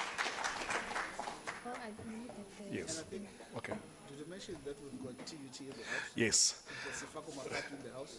All right, colleagues, thank you very much. Another thing that came out when I was networking with my colleagues from the College of Law, we're talking about Ayanda, something that we need to think about very hard. Next time when we host this event, let's think about bringing in your Danels, your ESCOM, South African Defence Force, CSIR. I know they do a lot of work with the military. And let's have this conversation. There's a lot of IP. Oh, yeah. There's a lot of IP that is sitting in those entities. And we think we need to have this conversation to say, how do we leverage on those IPs to generate future opportunities for entrepreneurs and innovation? Maybe another seed that I can plant in your minds, colleagues, and yourself in that MPD, as institutions of higher learning, maybe let's look at a winter school or a summer school on entrepreneurship and innovation where we teach kids about these things. Yeah. That idea is worth R1 million, so. Not that you will say you will bring the funding. All right, I'm going to hand over this part of the program to my colleagues, Ayanda and Stumelo Mashabela, to announce announcement of video competition winners. All right, colleagues, just I think to mention something about this video competition. All right, as you know, it was part of the World IP Day, right? WIPO, called on people to come submit videos, right, of how ideas in terms of how they can solve some of the societal challenges. And we had a call as well with UNISA, and of course we received quite a lot of submissions, and those submissions were assessed, by our colleagues, and of course the winner was selected. Fortunately, there's one winner, which is the fortunate part. Okay. And Ms. Mashabela. Let's drum roll, please. Drum roll. And the winner is Tepo Kwatisi. Tepo is winning the prize of IP and legal services worth 20,000 rand from Chaya Mashabela Attorneys. Thank you. Is Tepo here? He's probably not He's here. probably online. But Tepo, this is from us, Chaya Mashabela Attorneys, along with UNISA. You can come and receive IP and legal services from our firm. Thank you. Thank you very much. Thank you. Mr. Noma, please come to the podium and do your last words to close the meeting. You know when this program was crafted, I don't think I looked at it closely. I didn't look at it very closely. I must admit, and of course, thank you very much. So, colleagues, today we had a very, very interesting session. I was sitting there, and I was listening to the conversations as they were unfolding, to the presentations as they were being made, right? And I mean, we've learned, quite a lot, about the SDGs. And one of the things that stuck with me was the fact that as much as we have made progress, right, we're almost halfway into the SDG period. We've made progress in some areas, tremendous progress in some areas in terms of access, to 4G, 5G, and of course 6G is coming, or if not here, very soon it's coming. We've made progress in other areas in terms of access, to water and so forth. But there are areas, right, where we have not really made progress. So, when it comes to the SDGs, I always ask myself, this is a UN program, right? But these are problems that we face on a day-to-day basis, right? You don't have to, you just travel, 10 kilometers or 20 kilometers out of the city of Tshwane, right? You come across these kinds of challenges, hitting us in the face. Perhaps maybe in some of the challenges, you don't have to leave the city. You just have to walk, down the road from here, right? You come face to face with some of these challenges, substance abuse and so forth and so forth. These are the challenges that we face. So solving these problems really guarantees our survival, right? Guarantees our survival as a country, guarantees our survival as a continent, guarantees our survival as humanity in general, right?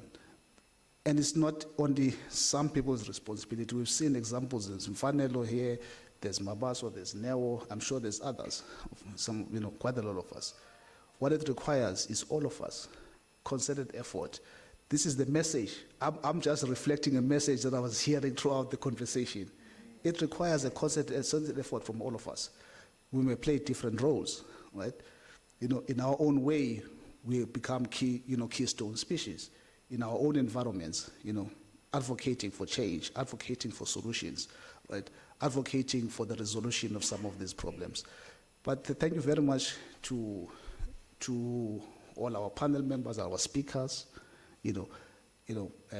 panel members for really sort of stimulating and getting us to think, about some of these things, getting us also to reflect on what are the things that are important, and also, really provoking us in so many ways, just to think what else we can do. What else we can do to create more space, to create different spaces, to create different initiatives that actually make change in our society. You don't have to. When I tell people about the work that we do, I just feel that we have an opportunity. I always tell my team, we've just been given an opportunity to make an impact in society. And it's not a job, it's a mission, that we have. And of course, that's what, gets us up at whatever time. I'm not going to mention the time of the morning that we wake up, but whatever, that's what gets us out of bed. And of course, these panel members and of course the speakers, did that. And of course, thank you very much to our partner, Chaya Mashabela, right, for always being a partner, right, when we call on them. And of course, there are other things that we do with Chaya Mashabela that perhaps we don't mention. I think one of the things that we need to mention as part of the, WIPO suite of programs, we also have the TISC, Technology Innovation Support Center. And as part of the TISC, there's an entrepreneur that we've supported right from when he came. He had no clue. Oh, sorry, he had an idea. He had a clue. But right from there, nowadays, we're talking about a guy who's traveling all over the world. He's trying to create, he's building his business. Right? He's building his business. He's looking for people to manufacture his stuff because there are orders coming on, kind of thing. So there's quite a lot of, thank you very much for being that loyal partner, for being there for us, so that when we have people we call on Chaya Mashabela, what do you call it? Maybe Chaya Mashabela, perhaps maybe that those kinds of, and more understanding, to be able to have those conversations and not necessarily focus on the peculiar aspect of the interactions, right? But thank you. And of course, I want to mention as well, the partner, the program director behind me. Right? There's also a partnership that we have, with the city of Tshwane, right? It dates back. We run a Tshwane Innovation Competition, right? And of course, it's about to be launched. Yesterday, we had a planning meeting for the launch in June, right? And of course, the city of Tshwane has always been there supporting all this kind of initiative, making sure that we even have, sorry for me breaking mid-sentences some of the times, we even have some of our student innovators testing solutions at the city of Tshwane. The city of Tshwane has opened itself up and say we're a laboratory, if you've got these brilliant ideas, we'll give you an opportunity, and of course, the champion of that is Sipo and Isaiah and the colleagues in the city of Tshwane. We say thank you so much. But of course, there's a gift. There's a gift for the program director, because the program director sometimes gets forgotten.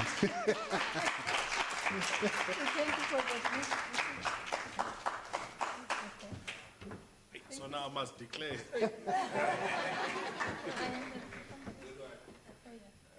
Thanks. Thank you.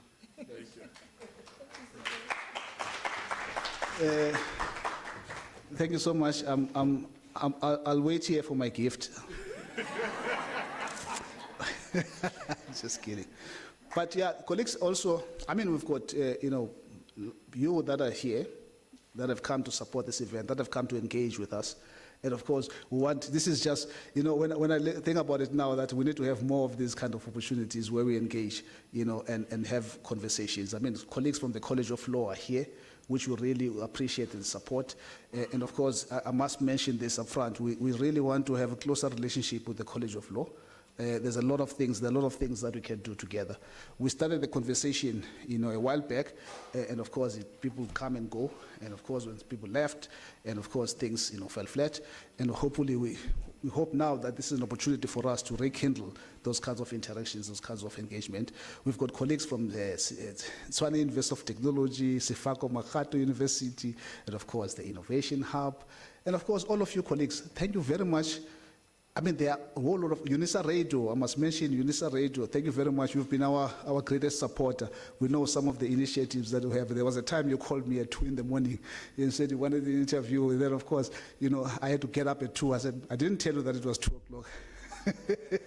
I was somewhere, and then I got up at 2 and I had the interview and I went back to sleep, right?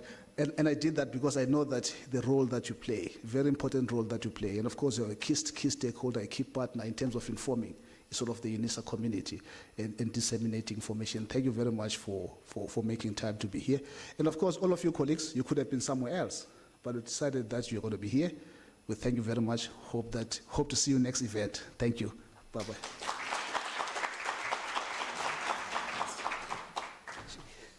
Thank you very much, Mr. Noma, and thank you for the invitation. As a leading innovation hub on the African continent, UNISA supports innovation through various support mechanisms.